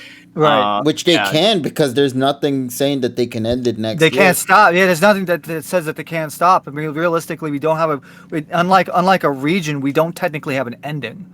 Yeah. The only But anyhow, the only close ending is the world championship, but that doesn't really feel like the main But that plot doesn't anyway. that doesn't feel like the main plot because they can just go into something else. Exactly. anyhow, That's not- Tyrone, I Pacific. believe that you and I were the only two who hadn't Yes. touched on the whole episode yet. So Yeah, do you want to so- go first? Go Or should ahead, I? John. You're Okay. So, as usual, I like to break down the episodes into positive and negative points. So I got 3 positives, 3 negatives, and 1 neutral. So pretty evenly split. But anyway, All right. I thought that I just want to say that the atmosphere of this episode was fantastic. I thought the music, the new music that we touched on earlier, was great. There's even some really, really good shots done with lighting. They use lighting very, very well in like the early shots that Suicune was in, and it kind of like that one. yeah, it portrayed this powerful presence. I really liked that. I thought that in terms of just presentation and atmosphere, they absolutely nailed it. Like it was probably the best part of the episode. Also, I like seeing a lot of ghost Pokemon, as we detailed on earlier, like Raichu and Alolan Exeggutor. But then we get to Ash, and I'm like, I'm so tired of seeing this Lucario. That's why I guess not even that I hate Lucario. I was mean, gonna say do. it's not even John's Lucario hatred. But it's literally just like, okay, I get it. He has a Lucario. We've waited all this time to see it. Can we please see Dracovish? This is supposed to be Farfetch'd training arc. Why isn't Farfetch'd there, you know? So just stuff like that. Get Lucario out of here, please. I'm so sick and tired of seeing that. You have a Dragonite. Oh my gosh. Or Dragonite too. I mean, all of Gotta sell the Use the fucking toys. Dracovish, the fuck? this is what Tyrone brought up earlier. This is back to the positive, by the way. Tyrone usually brings up how anytime we have a Go-focused episode, that Ash usually has to get shafted for him. I mean, Ash, certainly he didn't play that big of a role in this episode, but I like that they didn't make him incompetent this time. Because a lot of the time, they make Ash incompetent. And this time, no, Ash was actually... he's pretty in control. He had a pretty good role in this episode, despite not being on screen as much as people would like. So I liked that. Another negative. Tyrone also brought this up earlier, I believe. Sorry, Tyrone. I'm just kind of stealing your thunder here. Right. But the drowsy capture. Not a huge fan of that because it was just like. This reminds me of how they use the Force in the new Star Wars movies, where it's like, we've written ourselves into a corner and we don't have time to explain it. Better use the Force, and we just get a magical power that gets us out of any situation. If they're able to do that with Go, but he just catches random Pokemon at times and we don't see him actually catch it, it's just like this little montage, I'm a little concerned about that. I hope it doesn't happen again. But since it was just a random drowsy, I'll let it slide. But I don't want to see that happen again. No, that's just lazy writing, in my opinion. Yeah. And then just the big. Oh, well, I gotta get to my neutral point. The neutral point I mentioned earlier. Suicune Capture. I literally just couldn't care that much. Like, I don't really mind. Legendary Pokemon are like not this huge thing to me anymore. I did that video a while ago about like how rare is every legendary Pokemon. It's like Suicune's not even that rare by legendary standards. It's like there's more out there. I don't really care that much. It just kind of conflicts with the anime, where the anime is usually portrayed legendary Pokemon as like these big bad things that can never be captured by people, and it's kind of clashing with the game logic. So it goes back to that point TSS made earlier, where it's like they're kind of mixing up the logic of multiple different sources and getting an iffy result. But anyway, last point, just before I pass it on to Tyrone, just strange pacing. I don't think this episode should have been 2 parts.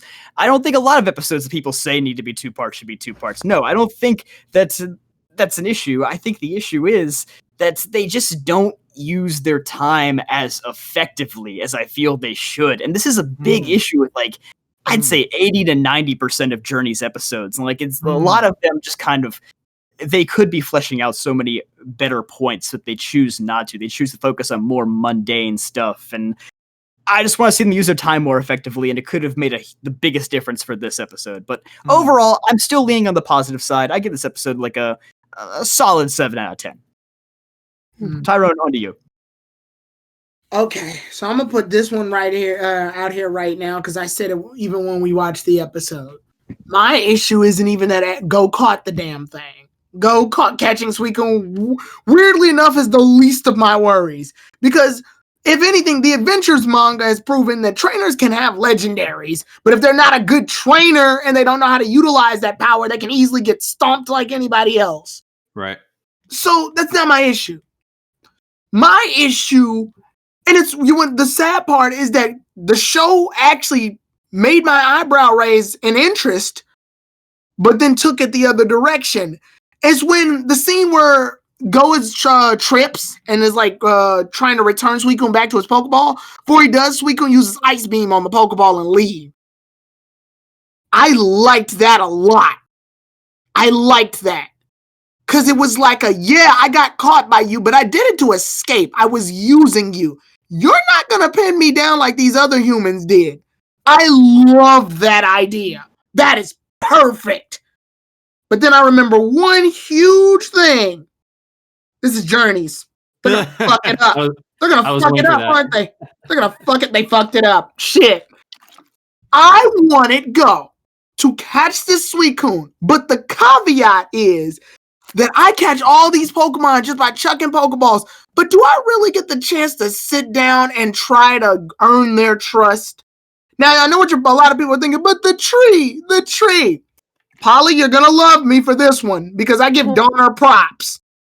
If Dawn can spend X amount of episodes trying to get Mamoswine shit together, then you cannot tell me that Go is going to feed this thing a couple of Pecha Berries and give it some cheap-ass potion, and suddenly, heart's restored, Suicune's at your beck and fucking call. No, Journeys, you are not getting away with this. Fuck you. It took Karina 5 episodes to get Lucario, her Lucario, a Pokemon she loves, to get his shit together after he mega evolved. It took Dawn, God knows how many episodes to get Mamoswine together. Ash, don't even get me started on him and Charizard. And those aren't even legendaries. But you mean to tell me that the Pokemon of the lake, the Pokemon of the fucking lake, is gonna bend his whim to some punk ass kid after just getting kidnapped by humans, by the way, so his trust on humans is already kind of flaky. But give it a couple of Pecha Berries and he'll be all on board. Would you do it for a fucking Scooby snack? Like, what the fuck? No, Journeys, you are not getting away with this. I want it Go to catch Suicune, but the problem is that he can't train it. He can't use it. It's like having the best weapon in the whole game, but you're not at the skill level to utilize it. So that eventually he comes back to this forest and comes to that tree, because he leaves a Pokeball at the tree or something, and he has to, like, slowly, as time passes, earn Suicune's trust. And maybe when his starter Pokemon that he gets are all leveled up and evolved, he can have a straight-up battle with the thing. Mm-hmm. I totally agree. I like the idea. That is an arc. That's how you write a story. I do not want to sit here and absorb the idea that Suicune's like, yeah, we cool now. Because you could... Go ahead, TSS. Also, another point I want to make. Okay, how the fuck can Go get all this shit when we are taught that badges are supposed to be used to get like fucking higher level Pokemon to listen to you? It's like, what? So all of a sudden I guess the anime series doesn't believe in badges anymore. Let me tackle Jay Creighton's comment, because he's pointing out that, like, oh, you complain you have to wait. This is a point where waiting is actually good though, because it's believable. The status of a legendary Pokemon is allowing for narrative development. Go already caught the Pokemon. That's not the issue. The issue is earning its trust and developing it. I don't believe that all of that can happen in one episode. I'm sorry. There's no way you're going to convince me that in 20 minutes Go can do what other characters have taken arcs to do. Yep. Totally agree. Sorry. You can give it all the excuses you want. It's still bad writing. And Drippression just brought it up. They did that with Zapdos. He couldn't even catch Zapdos in the episode that he tried. But Suicune's all aboard, huh? Team Rocket and Ash and the others did a raid battle against Zapdos, wore it out of electricity, and Go used Flygon, who he had a type advantage on. Still couldn't catch it. But Suicune's all on board. I'm just like, the problem is you allowed for him to catch a strong Pokemon, but you're not allowing him to face the consequences of catching a strong Pokemon. this is Suicune we're talking about, and I understand a lot of people stated that the poachers had Suicune use up its energy to purify the lake. Again, fine. That's fine, because Suicune chose the latter to be captured so he can escape. Oh, if I get in this kid's Pokeball, I can leave out immediately after. The kid caught me, but he doesn't own me. I just did that. I was using Go as a way to get out of that. The potion had cocaine in it.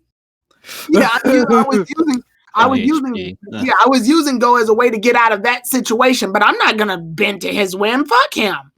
So I'm sorry. Coming to that tree and giving him a couple of berries was not selling me at all. It was not. There's no way you were gonna sell me on board of that, especially considering the fact that the episode just ends with Suicune being like, they leave it ambiguous because they don't want to lock themselves into a corner. But at the same time, it's like, then why even have the part where he comes back in the Pokeball? Like, we've already established in this series that if you want to release a Pokemon, you'll see it color-wise. The Pokeball chooses the Pokemon, but instead of white, it comes out as blue. Like the little light that comes out of the Pokeball is blue when a Pokemon's released. Right. It's white when it's being chosen and it's red when it's being returned.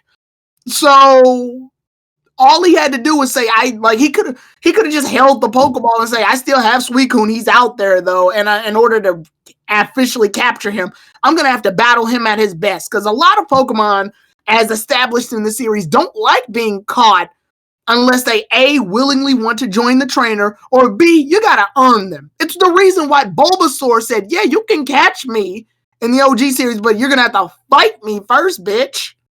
A lot of Pokemon are like that. Fucking Taylor almost died trying to fight Pikachu off, and Ash caught it so he could stay alive. But Taylor eventually, obviously warmed up to the idea because it's like, yeah, he was strong enough to bring me to almost death. So I'm just like, I don't like this idea of Go being able to get so easily what the other characters have to work for when you consider that this is a series that revolves around that development of the Pokemon. The biggest problem I've had with Journeys, weirdly enough, is the Pokemon themselves. I don't feel attached to any of these Pokemon. Ash has a Lucario, but other than beating the crap out of stuff and getting stuck by glue with Cinderace, I don't know anything about this thing. He just got Dracovish and I almost forgot he caught it. Farfetch literally got mad at Ash because he barely used them. And Dragonite and Gengar, I'm not even going to talk about them. Oh, God. And they were there before Riolu. And a lot of people are congratulating, Go's using more of his Pokemon. Go's using more of his Pokemon. Why are we congratulating something he should have been doing? Exactly, yeah. Why am I happy that Raichu's here when Raichu could have been shown up in other episodes? This thing hasn't shown up since he caught it. Also, you know what's kind of funny if you think about it? Most of the problems that they end up it could have been just resolved if they just had the giant Golurk.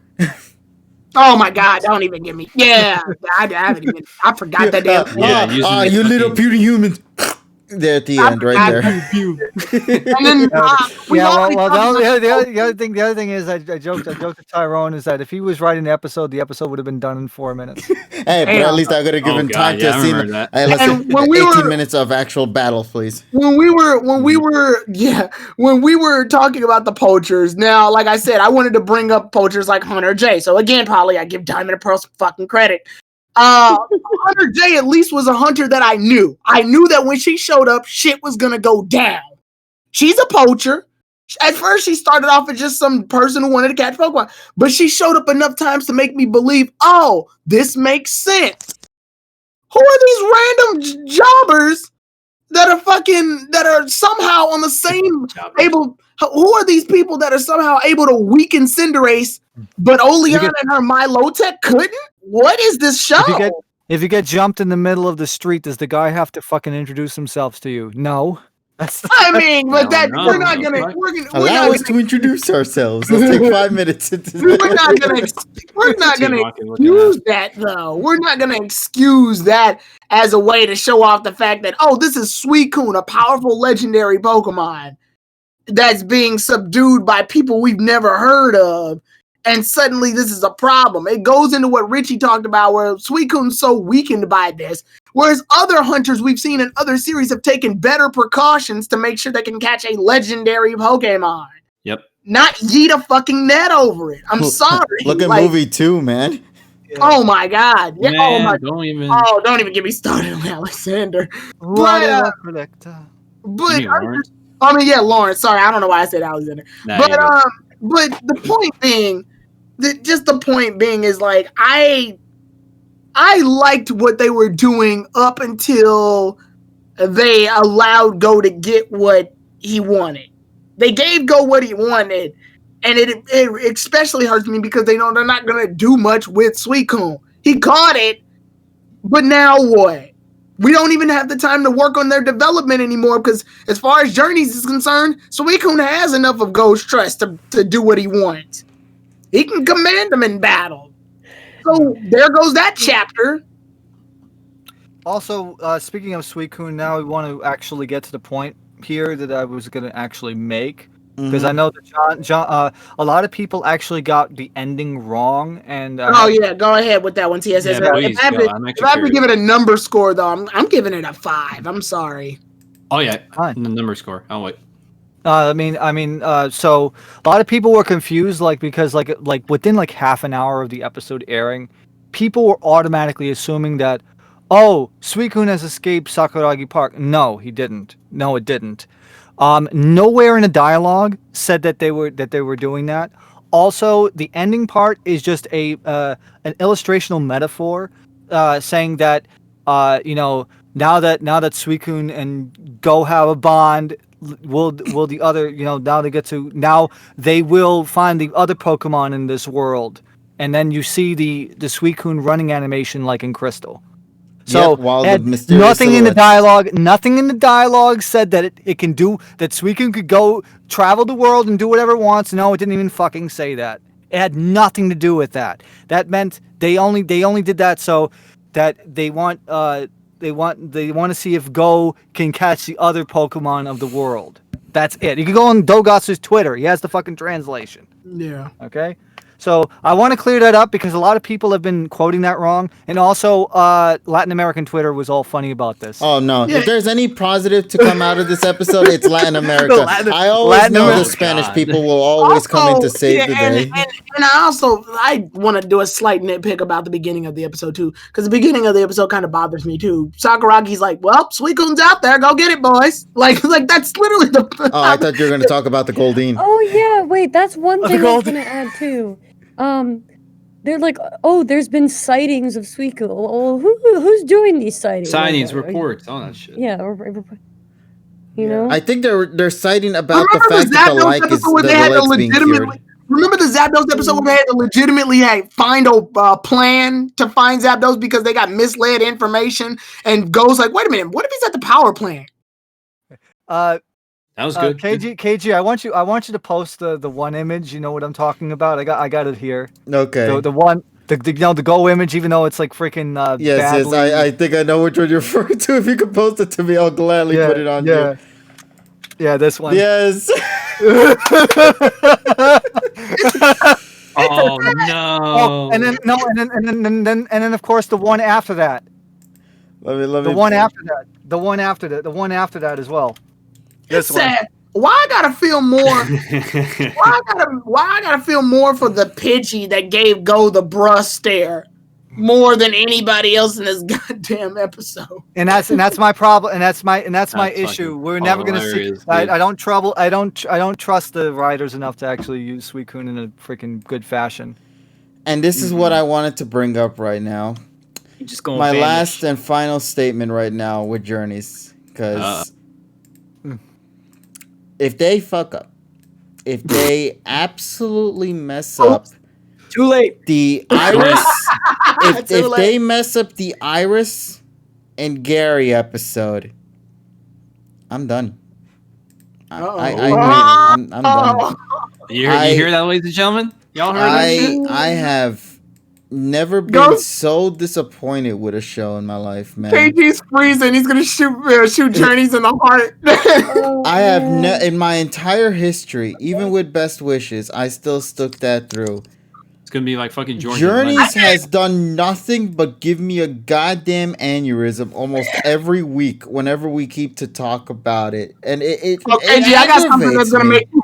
I got something that's gonna make you a little bit more mad, but keep going. Okay, but it just pains me to say that because this series, the biggest thing it has on its table is right in their freaking face, yet they somehow keep pushing and looking somewhere else when they clearly can do so much with this show. They're traveling across the world, they're finding legendaries, they're doing so bare minimal shit in this show that it just aggravates me to know that the things that we appreciate are being left to the side and not being fully utilized. The Pokemon we loved so much, when episode 10 came out, or 11, when that Dragonite capture happened, a lot of us were saying, this is the direction that we're wanting to see this series. This is what we're expecting to see from this show.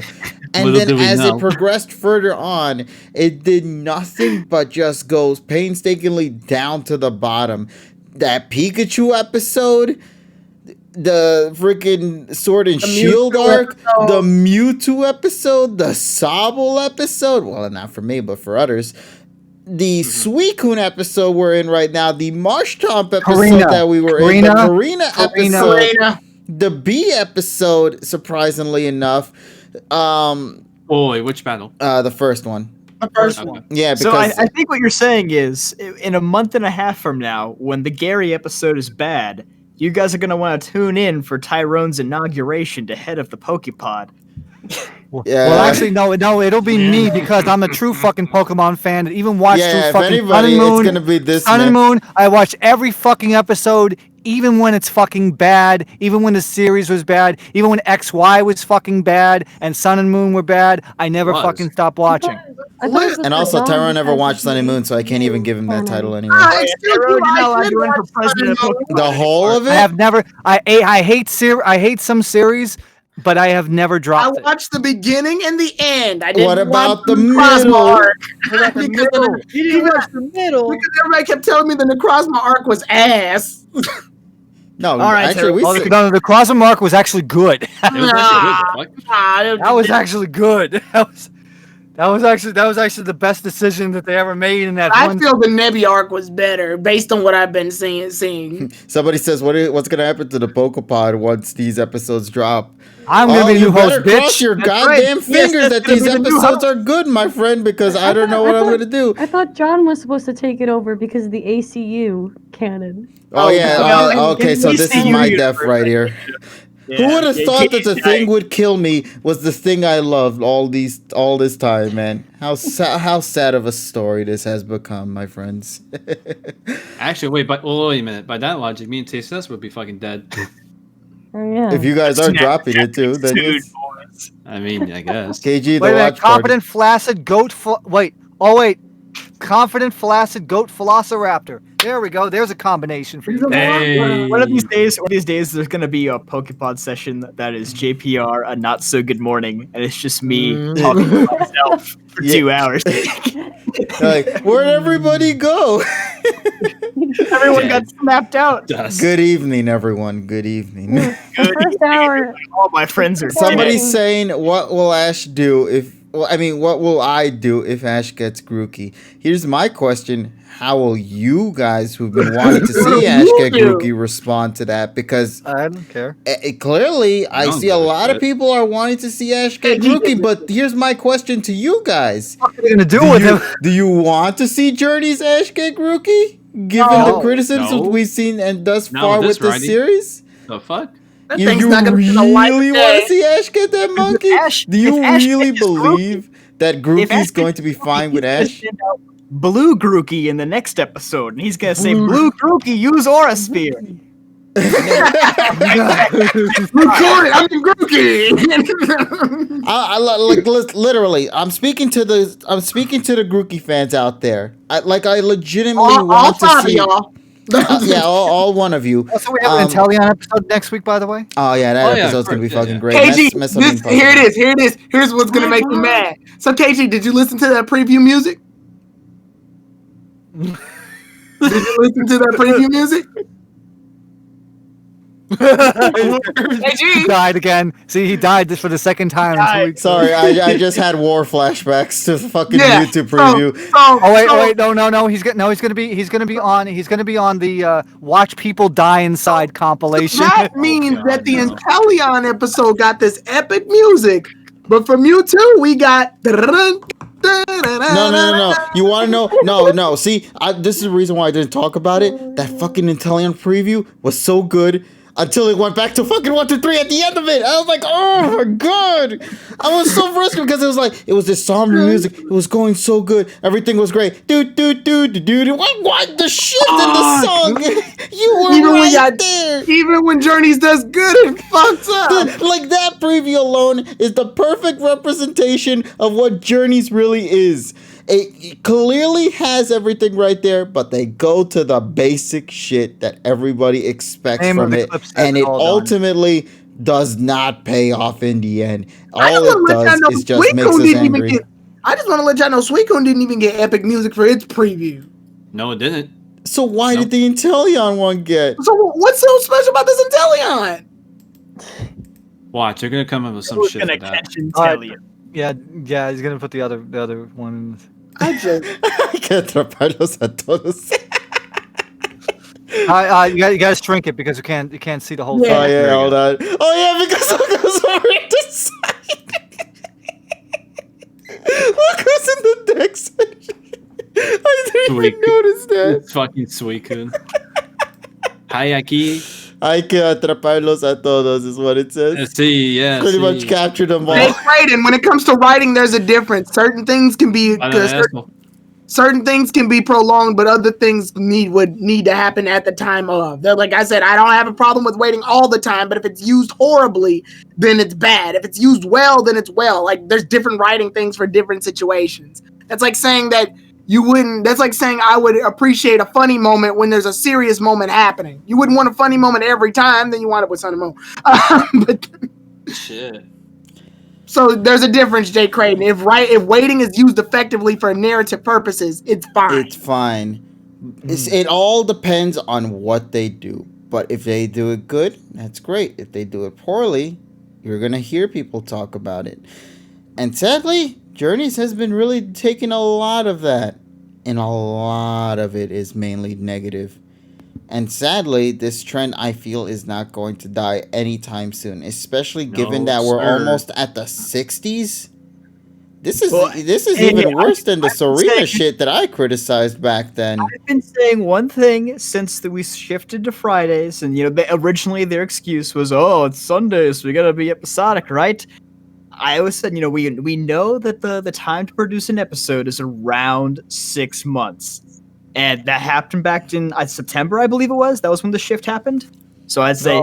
No, October, I think it was. October? October. Okay. So wait till April, May, and I think then, if there's not a shift, then you have to be concerned. But for now, just wait.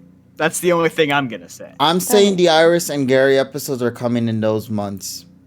That's going to be where I think is going to be the seal. That's why I said they have to do those episodes good. If they disrespect both Iris and Gary on that, then you know for a fact that your other characters that you're going to want to see are also probably going to get that same level of treatment as well. And I don't want to see that. Because there are a lot of characters that I love in this show. And if you expect me to believe that I'm going to want to watch them come back and see them be treated poorly and have all of their representation that they've gathered since their debut to the end and just tarnish it all because you thought it would all fit perfectly fine in one episode, I don't think so. That's not going to happen with me, buddy. No. So that's what I'm saying. They have to do this. They have these 2 episodes. These are going to be the big ones for me. I need to see them improve. They have to improve. Not just for me personally. I'm talking about for the series in itself. They still are really early, as John stated, with the shift into Friday. Right. They still have a chance to redeem themselves. Sometimes a series can start off pretty poorly, but it can get better over time. And some of the flaws that we criticized from the very beginning can easily be fixed as long as they know what they're doing and as long as they got the narrative down perfectly. So Sun and Moon. But yeah, Yeah. so Sun and Moon is a perfect example of Yeah. that, where the series started off rough for many fans, and ultimately it didn't really serve anything until later down the road when they started getting into the Solgaleo arc until the Nebi arc. And they understood from there that they had a goal in mind and decided to go with it. And it paid off. Well, to me personally, I know it might not have paid off for others, but to me and to many fans out there, it paid off. I mean, even I'll admit, Sun and Moon's ending is good. Yeah, so Yeah, that the Sun and Moon ending is the only reason why it's not the worst series for me. yeah, I'll still say the Yep. ending is one of the best endings we've gotten in a long time. It for me. really hits you hard. Yeah, The because impact it was incredible. like to those who've never watched Sun and Moon completely from beginning to end, that ending in itself speaks volumes to like what that series was about. Because despite the story change whatsoever that happened, like in episode 60 or something of Sun and Moon, there was one thing that remained consistent. They kept the Alola theme from beginning to end. They kept that concept of family and connections and love for each other till the very end. So, despite everything changing in terms of like the story progression, that never changed, and that's why that ending paid off beautifully. Because while they got some stuff fixed correctly, they understood what still worked and kept rolling with it, and let it shine beautifully until the end of the series. Journeys. Let's say if Journeys comes to an end next year, right? Let's just speculate. Let's say if it does, right? Take a look back as to like what happened, and is there really a significant part of the story in itself that you could say you are attached to? Is there an element of this adventure we've gotten so far, something that you can connect to? Because X and Y, what was the big thing? What was the big thing in X and Y?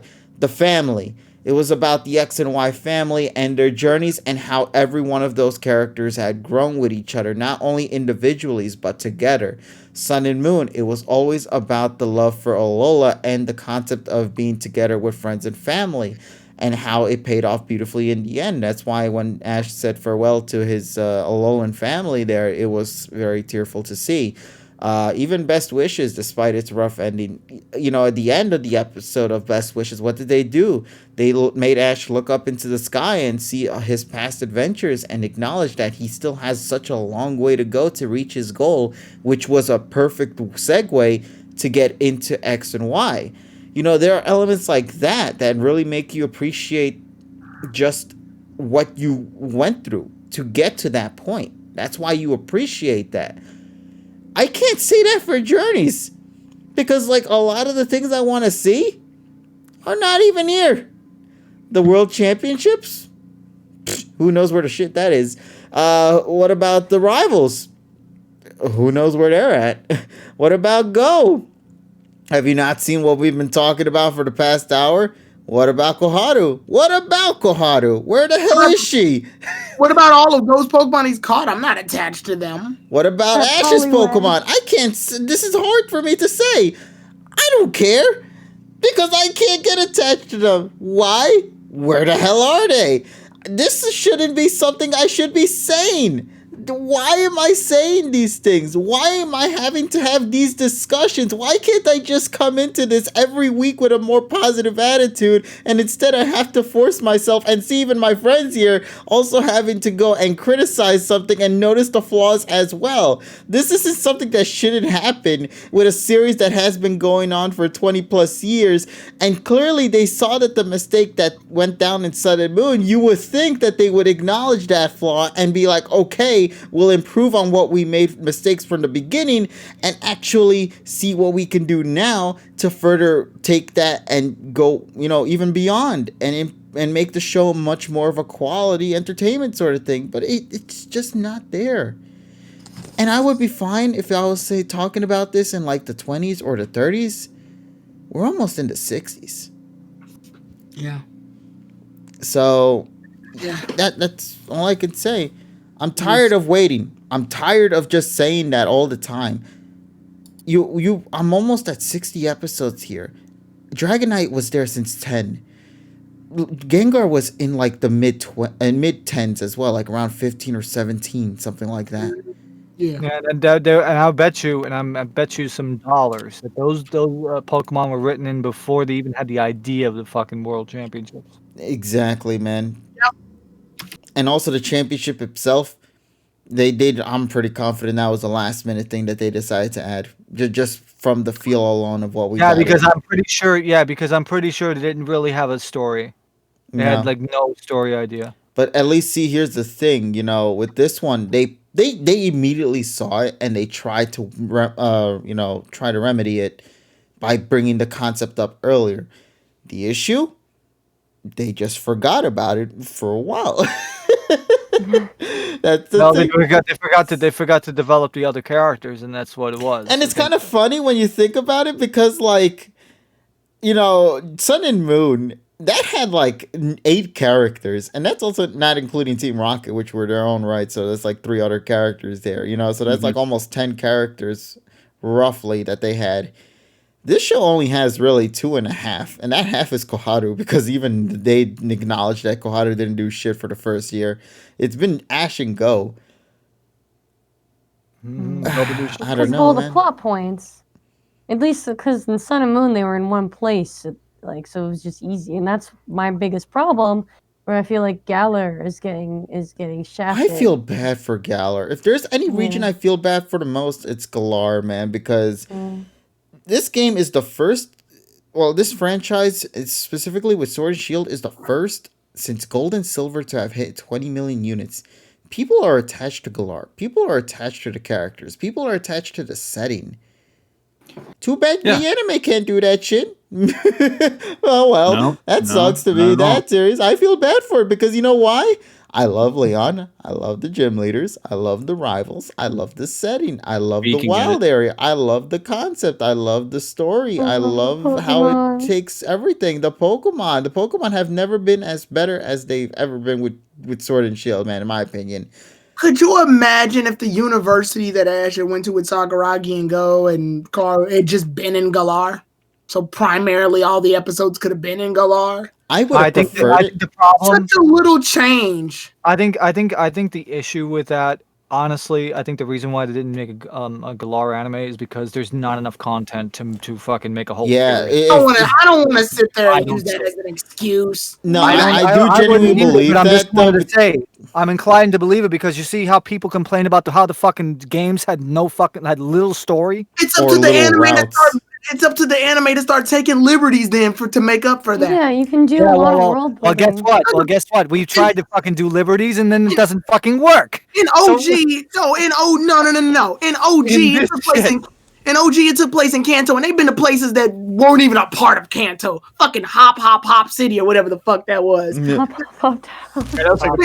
Also, let's look at X and Y, the worst of them all, man, and that got loved in the anime series. But you gotta remember this. If I put PM 2019's writers onto a Galar thing, I don't trust them at all. Like I don't. I'm sorry. It's like the quality. Right. It's like hindsight is always 20/20, right? But I personally think that's my opinion. I am entitled to an opinion, just like everybody has an asshole. That's of course, man. But I'm just saying that. Like, hey, I don't agree. I do agree that hey. XY had no story, but the anime did it. But then again, though, writers shuffle around from series to series. So then the problem then becomes the trust that you think that the writers are going to do something, but then they don't. Then that doesn't pay off. So the thing is, though, it's like we could look at it now, and it's like, what if PM 2019's writers made a whole Galar anime? What would have happened? And I think they probably would have treated it worse because of the way that I see that their writing style doesn't work. At least that's my opinion. And you're allowed to have your own opinion. That's why this episode was so divisive. That's why this series is so divisive. But I love this. I love the energy. I have never had this much energy around me. I'll agree with you on that part. Even negative energy. It's like you want to throw, people want to go and throw them in a fucking garbage truck. I don't feel the same way, but hey, that makes you talk about it. That makes you excited about the series. Mm-hmm. So you know what? At the end of the day, I think it's like everybody should agree to disagree, and freaking fight. It's like God. It's like this has become like Pokemon Fight Club. We just don't talk about it. We never don't talk talk about about the it. Fuck. positives. We always duke it out at the negatives. Ultimately, Well, I mean, everybody yeah. gets hurt in the end, and that's the Yeah, thing we exactly. never want to I see. think, yeah, and that's what it is. And I think what's going to happen is even if the series goes to shit, I think there's still the true fans are still going to be there to fucking support it anyway. Like I said, with Sun and Moon, it was the worst grind of my life, but Yeah. I still fucking watched every fucking episode, even I'm the not fucking, gonna- Look, he's even already fucking, going through even Vietnam fucking Drampa. flashbacks again, boys and girls. I think my thing is that, like, weirdly enough, with Journeys, they have the elements for good ideas. That's Yes, what they my do. problem is. They have the potential. Like, even in this episode we were talking about, I said they had gold in their fucking hands, but they dropped it. Series That was with the the problem. most potential. Yeah, they Mhm. had. Yeah, it has this series has the most potential. The potential in this show is beautiful. It's just handled terribly. That's all. Best way to bring that up is like you finding gold in the river and you think it's actually gold, and then when you actually pull it out, it's like fake gold. Gold's gold. Yeah. It's that. And that's pretty much how it is in my book. Up. I'ma just say I'm just Italian. done for now. I'm excited for next week's episode because It has James the Bond, best Pokemon James form. Bond, man. the best end starter. Sorry, it's Inteleon. Yeah, on James Bond. Utelion. Yeah, but KC, you might get Drizio. How do you feel about that? We're dropping the series next week, then, boys. Because a lot of people keep saying Drizio was going to show up. I can't believe Gary Oak's coming back next week. I can't Oh, believe so God. too, man. And See I you later. He's gonna be in there for 5 seconds. smell you next no, week. They're gonna pull a fucking Arceus. And my work here is done, but you didn't do anything. He just walks off. Now, he doesn't even get a speaking role. That's why they kept saying his voice actor is going to get replaced, because he has no voice roles whatsoever. He's just there, disappears off into the unknown. Congratulations, guys. Tracy and best wishes. Poor Tracy, Yeah. man. Oh, God. All right. But Oh my yeah, goodness. we're 30 minutes past. Let's get Yeah, the fuck and outta to here. everybody here in the call, I apologize for extending that session. But I hope everybody here in the that's call had at least the opportunity to say what they felt like they wanted to say. And I I feel like forgot. this conversation... Oh, go on. 7.5, by the way. I forgot to give my rating. 7.5. Oh, okay. So, anybody else who just want to just give their score? Now, Tyrone said 5. It used to be an 8 when I sent on Tasso's live episode reaction, but after kind of looking at it again, I'm just like, you know what? A 0.5 bump down would be appropriate. So 7.5. 8.5 for me, just because of the entertainment factor. That's it. I'll give it a 6. I guess. John? I'm John. sticking to 7. All Okay. right. Well, everybody gave their scores, man. So that's good to hear. Wait, what was Tyrone's? I didn't hear it. It was a 5. 5. Oh, shit. I forgot. Yeah. Okay. Yeah. So, and we also got the poll thing too as well. Let's take a look a little bit at the poll and the results, because I posted that here on Twitch. Are you guys okay with the Suicune capture? 85% of you say nay, and 15% of you say yay. So, and Ty contributed 10 bitty bits as well. Thank you, Ty, for that. So yeah, so ladies and gentlemen, we'll see where this is all going to turn. Wait, what was KG? So I ain't gonna say it. So yeah, I'm not much of a score person. Trust me, I would say something like I'll I give was it like, a KG's 2. never really given a numerical score. No, I'll give it an F. There you go. You'll give it a F yee. for feels good, man. But yeah, so What the fuck? now, so with that being said, ladies and gentlemen, I think we are going to wrap things up for tonight. Everybody here in the call, to Tyrone, to TSS, to R Farley Dude 97 or Richie, Polly / Agent Trades, and our buddy John / JPRPT 98. To everyone here in the call, thank you guys so much, and apologies again for the late in session for tonight. But I hope you guys were able to express what you wanted to say in this session for tonight. And look forward to more shenanigans. I hope next week's episode, which is coming out in a couple of days, is a much more comfy one, where we could just kind of just chill, relax, and vibe with Inteleon, because that's kind of what I need right now in my journeys fix. So we'll see if we get that in a few days. Fingers crossed. No drizzle. God, please. I never ask for much. Tales of Don't give me Symphonia that stream fucking Friday, bastard. 9 p.m. my channel. Yeah, so tomorrow as well, we're going to be having a stream, not of Heart Gold, because we do shuffle around that. Richie, I think is your turn. So you're going to Yes, be sir. concluding off to Diamond. Ladies and gentlemen, we're on Victory Road. We're so close. We're gonna get that shit done tomorrow. So be sure to tune in tomorrow on my 10 Twitch p.m. channel, RFRD97. We're gonna try and go for a 7 p.m. Pacific start. But in case anything changes, I'll let you guys know on my Twitter, which is by the same name, RFRD97. But yeah, our plan is to finish Diamond tomorrow. Sweet. So look forward to that. Later in the week, of course, we have other shenanigans happening later down the road. So we'll always keep you guys notified whenever anything goes down. So make sure to follow us on our social media accounts via like Twitter or on YouTube to see whenever we upload videos, or specifically John and Tyrone on their respective channels. Richie's also posting his Richie's Thoughts segments as well, and make sure to check that Yes, out sir. too. Look out for an episode soon. And for the rest of us, as once again, as we stated, make sure to follow us on our social media accounts, and we'll let you guys know how things turn out there. Until then, though, we hope you guys enjoyed tonight's session. If you have, make sure to follow us here. If you'd love to go and give us support, you can always do so by hitting that subscribe button. Gives you nice cool emojis too for using whenever you want to here on Twitch. If you have Twitch Prime, I believe that's what it's called, you can get a free subscription for every month. So make sure to take advantage of that if you haven't yet too. And last but not least, we thank you guys once again for all your love and support, and we hope to hear from you guys again next week. So I'll talk with all of you guys later in whatever video we make. Take care, everyone, and as always, make sure to have yourselves an awesome day. Bye, everybody. Wash your fucking hands, as always. Invest in Doge. I thought the Dogecoin But died. I wanted A and B, man. You can bring it back to the moon. John, you won all the Doge you were planning on giving away. I stayed Oh, awake. Ah.